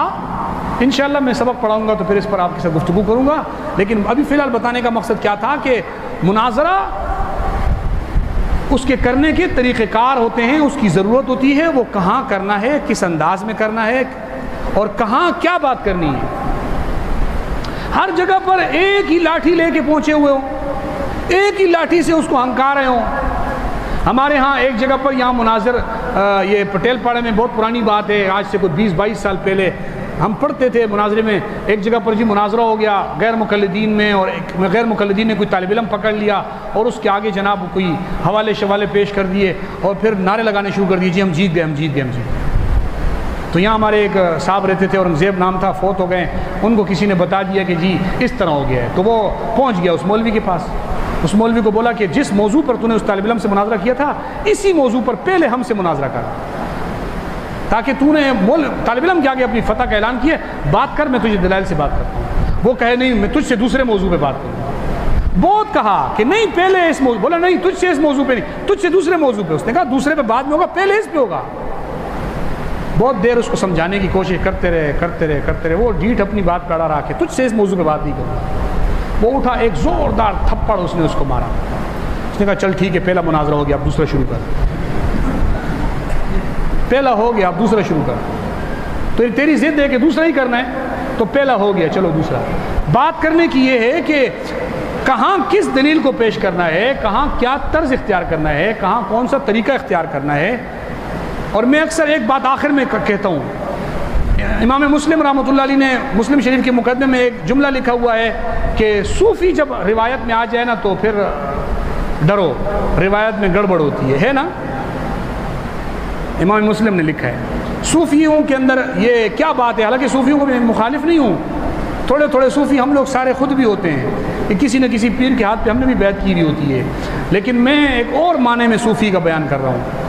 وہ جو ایک صوفی کا ایک مزاج ہوتا ہے نا، جو مبالغے کے طور پر اس کے اندر آ چکا ہوتا ہے کہ جی میں غلط باقی سب ٹھیک، جی میں غلط باقی سب ٹھیک، باقی سب ٹھیک.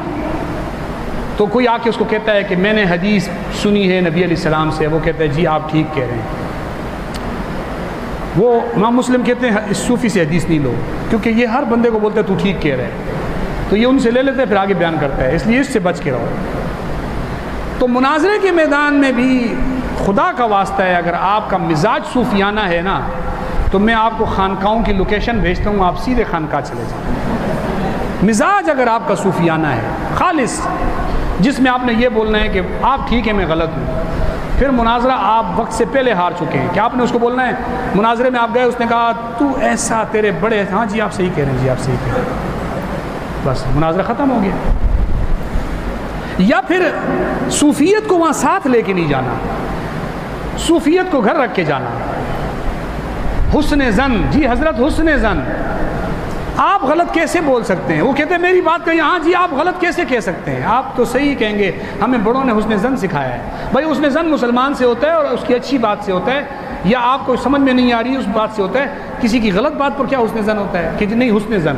تو اگر صوفی مزاج آدمی ہے تو نہ وہ مناظرہ کرے، نہ اس کو مناظرے میں لے کے جاؤ. یہ بھی ذہن میں رکھنا، لے کے بھی نہیں جانا ساتھ اس کو. وہ آپ کو وہاں پہ آپ کی شکست کا اعلان کر دے گا کھڑا ہو کے. وہ بولے گا میں اس نتیجے پہ پہنچا ہوں کہ ہمارے مولوی صاحب نے اس پر اتنے الزامات لگائے ہیں، توبہ توبہ توبہ توبہ توبہ. حدیث میں آتا ہے لا يدخل جنت قطات، چغل خور تو جنت میں جاتا نہیں، اس نے اتنی چغلیاں لگائی ہیں تمہاری ہمارے سے، یہ جنت میں نہیں جائے. تو اس کو اپنے ساتھ معاون کے طور پر یا شامل ہونے والوں کے طور پر بھی نہیں لے کے جاؤ مناظرے کے اندر. مناظرے میں ایک مناظر ہوتا ہے، ایک صدر مناظر ہوتا ہے، معاون مناظر ہوتا ہے. ثالث کا تو زمانہ آج کل رہا نہیں ہے، تو باقی جو شرکائے مناظرہ ہوتے ہیں سب چن چن کے لے کے جانے ہوتے ہیں. ان میں سب آپ کے ہم مزاج آدمی ہونا ضروری ہے، جو فن مناظرہ سے مس رکھتے ہوں، تعلق رکھتے ہوں. اگر اس میں نے بتایا کہ اس مزاج کا بندہ لے کے گئے. ایک ہوتا ہے مناظرے کے اندر جس کو ہم تسبیح دیتے ہیں، لیکن یہ تسبیح بھی ہم اس کو اسی وقت دیتے ہیں، پھر لے لیتے ہیں بعد میں، اور وہ بھی ہم دیتے ہیں، گھر سے لے کر نہیں آنی چاہیے. وہ پہلے سے تسبیح لے کر آ گیا تو سمجھ جاؤ یہ صوفی ہے، وہ آپ کی شکست کا اعلان کر دے گا. یہ مولانا یہ بہت کام کی باتیں ہیں، ایسے ہو چکے ہیں واقعات کہ مناظرے کے اندر بیٹھے ہوئے تھے تو کہا ہمارے دوستوں کا مناظرہ تھا پنجاب میں ایک جگہ پہ، تو مناظرہ جب ہوتا رہا تو وہ کھڑے ہو گئے. مولوی صاحب اپنے مولوی صاحب کہہ رہے ہیں مولوی صاحب سارا اس طرح تھوڑی ہوتا ہے، آپ نے اس بیچارے کی اتنی بےزتی کی، اس کی عزت نفس کو آپ نے مجروح کر دیا، آپ نے یہ کیا وہ کیا. اس نے اپنے لوگوں کی شکست کا اعلان کر دیا. ہم تبلیغ میں چل رہے تھے، ایک جگہ ہماری تشکیل ہوئی 3 دن کی، تو جماعتیں بہت تھیں وہاں پر، تو 2 جماعتیں جا کے وہاں اکٹھی ہو گئی. تو جب جماعتیں وہاں اکٹھی ہو گئی تو وہاں پر امام صاحب نے اعلان کر دیا کہ جی آج میلاد ہوگا. ہم تو سمجھ گئے کہ میلاد کا مطلب آج تبلیغیوں کی خیر نہیں ہے. اس نے جی تقریر کی، بندے اکٹھے کیے، مجمع مسجد، ایکو ساؤنڈ لگایا اور شروع ہو گیا. رات کا ٹائم ہے، ہمیں نیند نہ آئے عشاء کے بعد، ہم تھکے ہوئے آئے اور وہ ایکو ساؤنڈ پہ تقریر کر رہے ہیں. ان کی تقریر کیا ہوتی ہے آپ نے چیک تو کیا ہوگا، اس میں کہاں گانے بھی پڑھتے ہیں اور پتہ نہیں کیا کیا، اور طرز بھی ہوتی ہے، سب کچھ. تقریر ختم ہو گئی، ساتھیوں نے مجھے کہا مولوی صاحب آپ کے ہوتے ہوئے اتنا کچھ ہو گیا ہے، تھوڑا بہت تو کچھ اس کو جا کے چٹکی تو لگاؤ. میں نے کہا یار امیر صاحب ناراض ہو جائیں گے، آپ کو پتہ ہے یہاں امیر کی اطاعت بہت ضروری ہے. اب میں نے امیر صاحب کو کہا مناظرہ کرنا ہے، تو امیر صاحب کہے گا کہ ہمارے تبلیغ میں کوئی بندہ آ گیا ہے بیچ میں، تو یہیں سے میری واپسی کی تشکیل نہ کر دے گئی. بولا نہیں ہم جاتے ہیں، امیر صاحب سے اجازت لیتے ہیں. ہم گئے تو امیر صاحب بیچارہ بھی غصے میں بیٹھا تھا، کیونکہ اس نے ہمارے کسی بزرگ کو نہیں چھوڑا تھا. وہی بات تھی کہ فضیل اعمال کو بھی نہیں چھوڑا تھا اس نے. تو ہم چلے گئے، ہم نے جا کر اس سے بات کی. ہم بات کرنے کے لیے جیسے اس کے سامنے جا کے بیٹھے تو ایک بوڑھے جماعت میں، ہماری جماعت میں ایک بوڑھا بزرگ تھا. ہمیں تو نہیں پتہ تھا، ہم ایک دوسرے کو بھی جانتے بھی نہیں تھے، پہلا ہمارا پہلی مسجد میں ہم آئے تھے، وہ آ کے بیچ میں بیٹھ گیا. وہ بریلی مولوی کو دیکھے، اس کو کہے مولوی صاحب آپ ہمارے بڑے ہیں، آپ بے صبح سے اچھی چیز نہیں ہے، یہ ہم لڑتے نہیں، ہم تبلیغ والے کسی سے نہیں لڑتے، آپ صحیح ہیں حضرت، ہم غلط ہیں. مجھے کہے چلو چلو چلو پیچھے ہو جاؤ، پیچھے. تبلیغ میں بات کرتے ہو، تبلیغ مناظرہ نہیں ہوتا، چلو. مجھے پیچھے دھکے دے، اس کو کہے حضرت آپ ہمارے بڑے ہیں، آپ صحیح کہہ رہے ہیں، آپ صحیح. اتنے میں وہ امیر صاحب آیا اور وہ ان کو اٹھا کے باہر لے گیا. بولا بات کرو ان کو. وہ اگر باہر نہ جاتا تو اس دن اس نے ہمیں ہرا ہی دینا تھا. ابھی بات شروع نہیں ہوئی، وہ بیچ میں آ کے نہیں جی حضرت مناظرہ نہیں ہوگا. اس کو کہے آپ صحیح ہیں، مجھے کہے آپ غلط ہیں، چلو. تو وہ امیر صاحب کی بدولت اس دن ہماری گفتگو ہو گئی، جس کا میں نے بھی واقعہ سنایا کہ پھر پوری مسجد ہمارے بیان میں بیٹھتی تھی. وہ ایک لمبا واقعہ انشاءاللہ پھر کسی ٹائم پہ سناؤں گا. تو بات کرنے کی یہ کہ ایسا آدمی جب بیچ میں ہوتا ہے تو وہ کبھی آپ کو مناظرہ نہیں کرنے دے گا، آپ کے مناظرے میں ایک بہت بڑی رکاوٹ بن جائے گا. آپ اپنا ہم مزاج بندہ ساتھ لے کر جائیں. جہاد کے میدان میں اگر آپ بزدل کو ساتھ لے کے چلے جائیں تو وہ خود بھی بھاگے گا اور آپ کا بھی ہاتھ پکڑے گا کہ مجھے گھر چھوڑ کے بھی آ.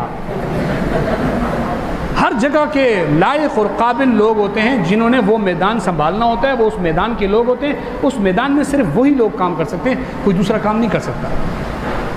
چاہے آ گئی پتہ کر لو. تو انشاءاللہ ابھی وقفہ ہوگا 15 منٹ کا، اور وقفے کے بعد حضرت استاد محترم مولانا رب نواز حنفی صاحب آئیں گے، وہ پڑھائیں گے. اور ظہر کے بعد انشاءاللہ پھر میرا سبق ہوگا، پھر میں آپ کو عبارات پڑھاؤں گا، اور اسی طریقے سے انشاءاللہ سلسلہ چلے گا. ابھی مفتی صاحب اوپر رہنے کے لیے کھانے پینا یہ سب کے اوپر انتظام، اور کھڑکیوں میں ادھر ادھر نہیں کھڑا ہوں، موٹر سائیکلیں سارے. تو اس حوالے سے چند تھوڑی سی باتیں ذہن میں رکھیں کہ جو طلباء رہائشی رہنا چاہتے ہوں، ابھی ہم فارم لائیں گے انشاءاللہ، وہ طلباء کو فارم دیں گے. ہر طالب علم اپنا فارم پر کر کے ہمیں دے دے، اور رہائشی طلباء اپنا آگے رہائشی لکھ لیں. تو ہمیں دوپہر سے پہلے وہ بتا دیں گے تاکہ ہم آگے ان کے لیے انتظامات کریں. اور دوسرا جیسے ابھی میں نے بتایا کہ ابھی چائے کا وقفہ ہوگا، پھر انشاءاللہ 12:30 بجے کھانے کا وقفہ ہوگا، پھر ظہر کی نماز ہوگی، پھر ظہر کے بعد پھر سبق شروع ہوگا. تو عصر کے بعد سے پہلے آپ کو گھنٹہ ڈیڑھ انشاءاللہ دے دیں گے آرام کرنے کے لیے. اس وقت تک اسباق ہوں گے، تو جو لوگ پڑھنا دوپہر کے بعد پڑھنا چاہیں وہ رک سکتے ہیں. جو کھانا لگے گا، جو چائے لگے گی، وہ سید غیر سید مستحق غیر مستحق سب کے لیے ہے، اس کو سب کھا سکتے ہیں. اس میں یہ نہیں سمجھنا کہ کوئی زکوٰۃ ہے، وہ سب کھا سکتے ہیں. کوئی سید ہو، غیر سید ہو، مستحق ہو، غیر مستحق ہو. رہائش میں بھی یہی اصول ہے، سب رہائش کریں تو وہ بھی کر سکتے ہیں. ویسے بھی میرا مشورہ تو یہ کہ رہائش آپ کو اختیار کرنی چاہیے، کیونکہ بارشوں کا بولا ہوا ہے، آپ چلے گئے پھر واپس ہی نہیں آ سکیں، بارش زیادہ ہو گئی تو ترتیب آپ اپنی بنا کر پھر اس حساب سے ہمیں پہلے بتا دینا، تاکہ آپ کے لیے شام کے کھانے کا انتظام رہائشی طلباء کے لیے کیا جائے.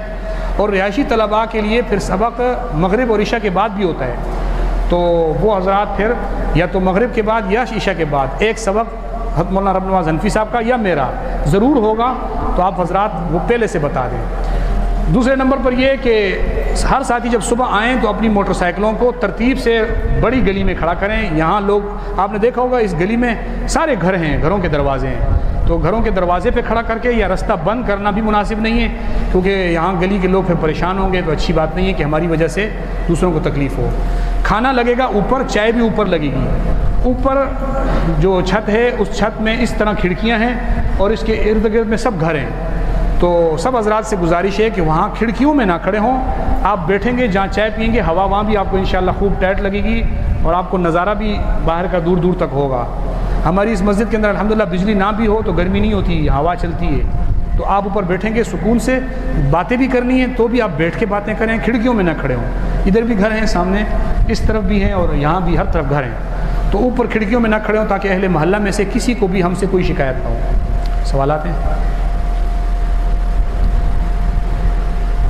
ہاں جی، چاہے آ جائے تو بتانا.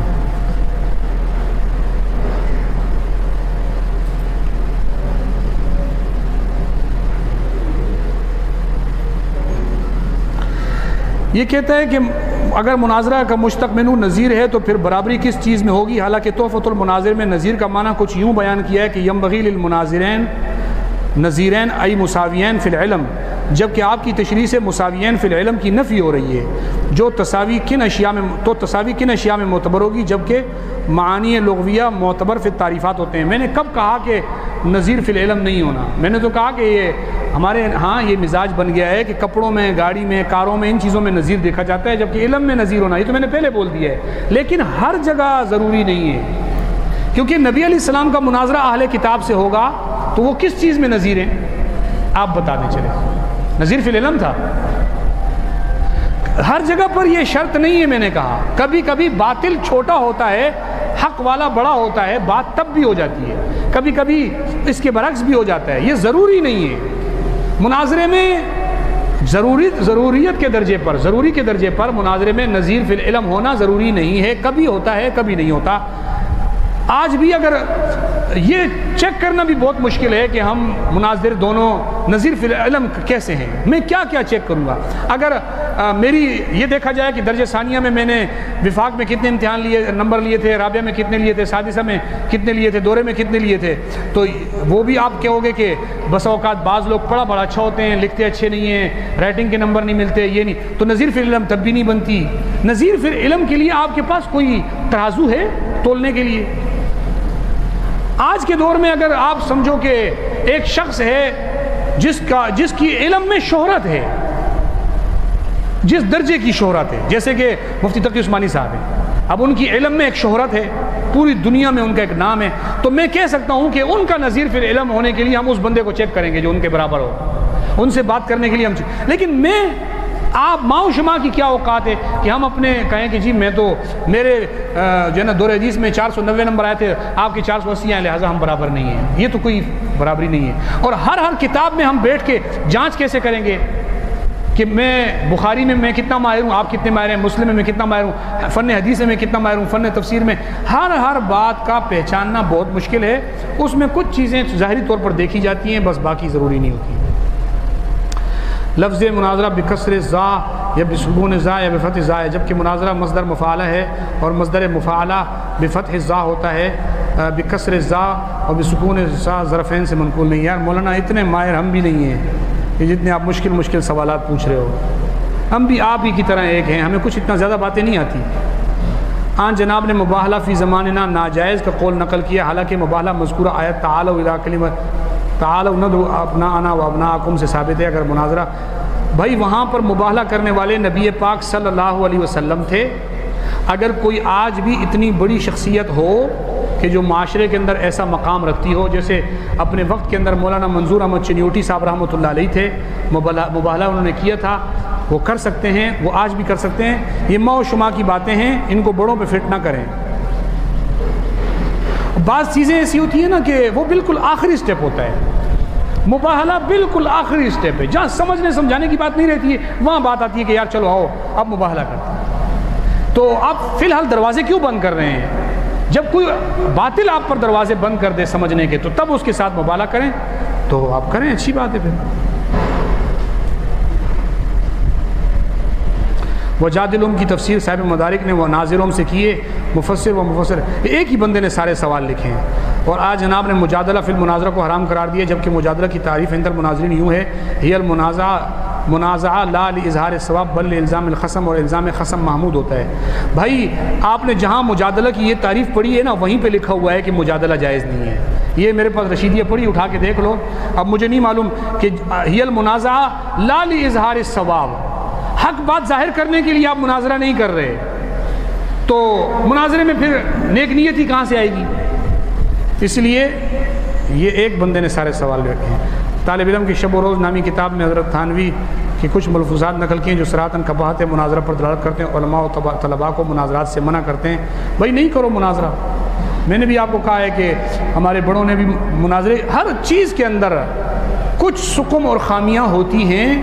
اور یہ بھی میں ایک بات آپ کو بتاؤں، بسا اوقات آپ ایک فن پہ کام کر رہے ہوتے ہیں تو آپ میں اس فن کی خامی نہیں آتی، کوئی دوسری آ جاتی ہے۔ میں اس کی مثال دیتا ہوں۔ مولانا امین اکاڑوی صاحب رحمۃ اللہ علیہ فرمایا کرتے تھے کہ مجھے خواب آیا، اور اس طرح بہت سے واقعات بتائیں۔ میں گیا حضرت مولانا احمد علی لاہوری صاحب رحمۃ اللہ علیہ کے ہاتھ پہ میں نے بیعت کی، جب میں نے حضرت کے ہاتھ پہ بیعت کی تو جس طرح مرید کا اصول ہوتا ہے کہ مرید پیر صاحب کہتے ہیں کہ پیر صاحب مجھے کوئی کتاب دے دیں پڑھنے کے لیے، تو حضرت نے فرمایا آپ احیاء علوم الدین پڑھا کرو، امام غزالی کی احیاء علوم الدین پڑھو. شاید آپ لوگوں نے پڑھی ہو یا نہیں، اگر نہیں پڑھی تو ایک دفعہ پڑھ لینا. احیاء علوم الدین میں مناظرے کی خامیاں اور بیماریاں اور مناظرے کے نقصانات پر پورے ابواب ہیں. حضرت فرماتے ہیں کہ میں فن مناظرہ سے تعلق رکھتا ہوں اور مجھے حضرت استاذ جو ہے وہ کتاب دے رہے ہیں جو مناظرے سے نفرت دلا رہی ہے. تو مجھے ایک بات سمجھ میں آئی، حضرت نے مجھے زبان سے نہیں کہا مناظرے نہیں کرو، بلکہ ساری زندگی مولانا احمد لاہوری صاحب نے ان کی سرپرستی کی ہے کہ آپ کرو مناظرے، لیکن کتاب ساتھ کیوں دی؟ کیوں؟ دو چیزیں ہیں، ان کا فن الگ الگ ہے. دیکھو ایک چیز کا موضوع ہوتا ہے، موضوع پتہ ہے نا آپ کو، مناظرے کا موضوع ہے فریق مخالف کے نفس کو، فریق مخالف کو پکڑنا. تجھ میں یہ خامی ہے، تجھ میں یہ خامی ہے، تجھ میں یہ خامی ہے، تجھ میں یہ خامی ہے، تجھ میں. مناظرے کا یہ موضوع ہے، سامنے والے کی خامی بیان کرنا، یہی ہے نا. تو یہ اصول ہے کہ جب کوئی بندہ سامنے والے کی خامیاں دیکھ رہا ہو تو اس سے اپنی خامیاں چھپ جاتی ہیں، وہ اپنی خامیاں نہیں دیکھتا. تصوف کا موضوع اپنی خامی دیکھنا ہے. نہیں سمجھ میں آیا؟ تزکیہ نفس کیا ہوتا ہے؟ اپنی خامی. تو مولانا امین اکاڑی صاحب فرماتے ہیں کہ مناظر کو کسی پیر کا مرید ہونا بھی ضروری ہے، تاکہ مناظر دوسروں کی خامیاں دیکھ دیکھ کر کہیں صرف اس کو دوسروں کی خامیاں ہی نہ نظر آنے لگ جائیں، لہٰذا وہ اپنی خامیوں پر بھی نظر رکھنے کے لیے ایک پیر کے ہاتھ پہ بیعت کر لے. اسی لیے میں نے آپ کو بتایا میں خود ایک پیر کے ہاتھ پہ بیعت کیے ہوئے ہوں. یہ ذہن میں رکھنا، آپ لوگ بھی کریں، یہ میں غلط نہیں، لیکن چونکہ آپ ایک فن میں کام کریں گے تو اس فن کا جو برعکس ہے اس کی برائیاں آپ میں آنے شروع ہو جائیں گی.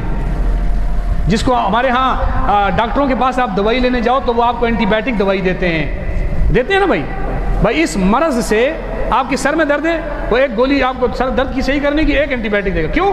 وہ کہتا ہے یہ گولی ساتھ اس لیے دے رہا ہوں اس سر درد سے کان میں درد نہ شروع ہو جائے، ناک میں درد نہ شروع ہو جائے، یہ اثر کہیں اور اثر نہ کر لے. بات سمجھ آ رہی ہے؟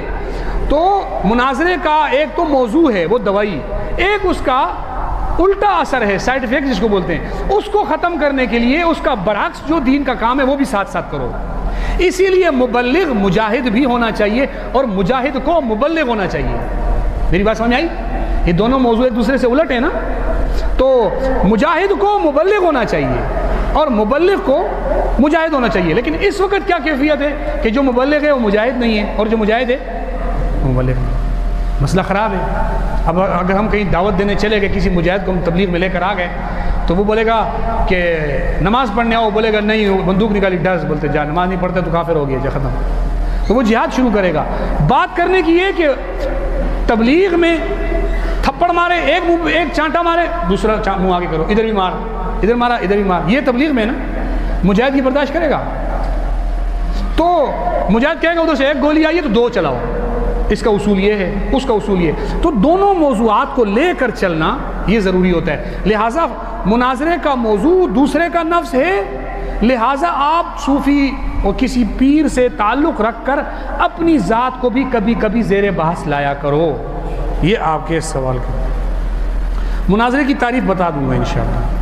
اکثر لوگ کہتے ہیں کہ کسی کو برا مت کہو، ہر کوئی اپنی عبادت صحیح کر رہے ہیں، یعنی شیعہ بریلوی جیسے ہم زیادہ کر رہے ہیں. یہ تو اکثر لوگوں کی باتیں ہیں، ان کو چھوڑ دو. اکثر لوگ کہتے ہیں کہ کسی کو برا مت کہو، قرآن مجید اٹھاؤ، اگر قرآن نے کسی برے کو برا نہیں کہا تو آپ بھی نہیں کہو. قرآن کا اصول نہیں ہے. نبی پاک صلی اللہ علیہ وسلم کیا تھے؟ رحمت للعالمین تھے. آپ کی زبان کسی کی برائی کرے یہ ممکن تھا؟ جب آپ بھی کسی کی برائی کر رہے ہیں تو اس کا مطلب ہے یہ عبادت ہے. بات سمجھ آ رہی ہے؟ برے کو برا کہنا بھی عبادت ہے. آپ تبلیغیوں سے پوچھ لو، وہ آپ کو ایک حدیث بتائیں گے کہ بنی اسرائیل کے ایک قبیلے کو فرشتوں نے الٹنا تھا اور اللہ تعالیٰ سے پوچھا یا اللہ اس میں ایک بندہ بڑا نیک عبادت گزار ہے، اس کو بھی بیچ میں رگڑ دیں. بولا ہاں یہ لوگوں کو منع نہیں کرتا، برے کو برا نہیں کہتا، اس کو بھی بیچ میں الٹ دو. تو برے کو برا نہ کہنا، یہ آپ کو کس نے کہہ دیا کہ یہ جو کچھ صحیح کر رہا ہے، جو کر رہا ہے صحیح کر رہا ہے؟ یہ آپ کو کس نے کہہ دیا؟ شیعہ بھی صحیح کر رہا ہے، بریلوی بھی صحیح کر رہا ہے. شیعہ یہ صحیح کر رہا ہے، وہ کہتے ہیں میں جو ہے وہ 12 اماموں کو آپ کے نبیوں کے برابر قرار دے رہے ہیں. تو وہ کیسے صحیح ہوگا؟ وہ کہتے ہیں ہمارے جو ائمہ ہیں اور جو اولاد ہے ان کی وہ نبیوں کے برابر ان کا درجہ ہے، بلکہ دوسرے نبیوں سے افضل تک لکھا ہوا ہے. تو وہ صحیح کیسے ہے یار؟ کچھ تو فطرت اور نیچر کو بھی سامنے رکھو نا. دو بندے کھڑے ہو کر لڑ رہے ہیں، ایک کہتا ہے آج منگل ہے آج بدھ ہے، ایک کہتا ہے آج منگل ہے، تو آپ نے دونوں میں سے ایک ہی بات کو صحیح کہنا ہے، دونوں صحیح ہیں؟ نہیں جی یہ بھی صحیح ہے، یہ بھی صحیح، چلو آج منگل بھی ہے آج بدھ بھی ہے، ہاں جی۔ ایک بندہ لڑ رہا ہے آج منگل ہے، دوسرا کہتا ہے آج بدھ ہے، انہوں نے ایک بندے کو بلایا ادھر آ، یار میں کہتا ہوں آج منگل ہے، یہ کہتے ہیں آج بدھ ہے، آپ فیصلہ کرو۔ اس نے بولا پاگلو میں جمعہ پڑھ کے آ رہا ہوں، تم لوگ کہتے ہو منگل ہے بدھ ہے، میں جمعہ پڑھ کے آ رہا ہوں، تم کہتے ہو منگل ہے۔ بات کرنے کی یہ کہ یہ کیسے ممکن ہے، ابھی دن بھی ہے ابھی رات بھی ہے، بولنا پڑے گا جی ہاں دیکھو نا، اب ہم ناراض نہیں کر سکتے ان لوگوں کو جو کہتے ہیں ابھی رات ہے، لہٰذا ان کے دل پہ چوٹ لگتی ہے جی نہیں جی ابھی رات بھی ہے۔ یہ بات ہی غلط ہے نا، آپ کیسے صحیح اور غلط کو کیسے بول سکتے ہیں کہ صحیح بھی صحیح ہے اور غلط بھی صحیح ہے؟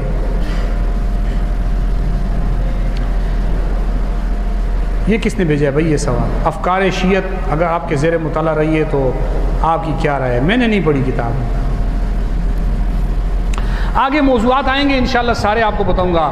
ایک بات میں آپ کو بتا دوں مولانا، ایک چیز اپنے ذہن میں رکھو، جو جملہ جو اپنے پہلو کے ساتھ باندھ لو، جو ہم نے اپنے بڑوں سے سنا ہے کہ اپنے بڑوں پر اعتماد، یہ بہت ضروری ہے، اپنے بڑوں پر اعتماد۔ آپ نے کسی بھی موضوع میں کام کرنا ہے نا تو وہ بھی اپنے بڑوں کو دیکھ کر کرنا ہے۔ لولا الاسناد لقال من شاء ما شاء کا ایک مطلب یہ بھی بنتا ہے کہ دین صحابہ سے، تابعین، تابعین سے تبع تابعین، اولیاء بزرگان دین، پھر ہمارے استاد، پھر ان سے ہم تک پہنچا، تو دین پر عمل بھی ایسے ہی کرنا ہے جیسے ہمارے استادوں نے پیچھے سے لوگوں کو دیکھ کے کیا، تحقیقات بھی وہی ماننی ہے جو ہمارے بڑوں نے کی، اپنی تحقیقات لے کر آگے نہیں چلنا۔ اگر آپ اپنی سند کو منقطع کریں گے تو آپ کی حدیث معتبر نہیں ہے، تو آپ کی کوئی اور بات کیسے معتبر ہو جائے گی؟ اس لیے اپنے بڑوں سے کسی بھی موضوع پہ کام کرنا ہے تو اپنے بڑوں کے رستے پہ چل کے کرو، اپنے بڑوں کے طریقے ان کو دیکھو وہ کیسے کرتے تھے۔ بات سمجھ آ رہی ہے؟ یا باطل کو شک مفتی نجیب اللہ عمر، داعیان دین حق نجیب اللہ عمر، یا باطل کو شک مفتی نجیب اللہ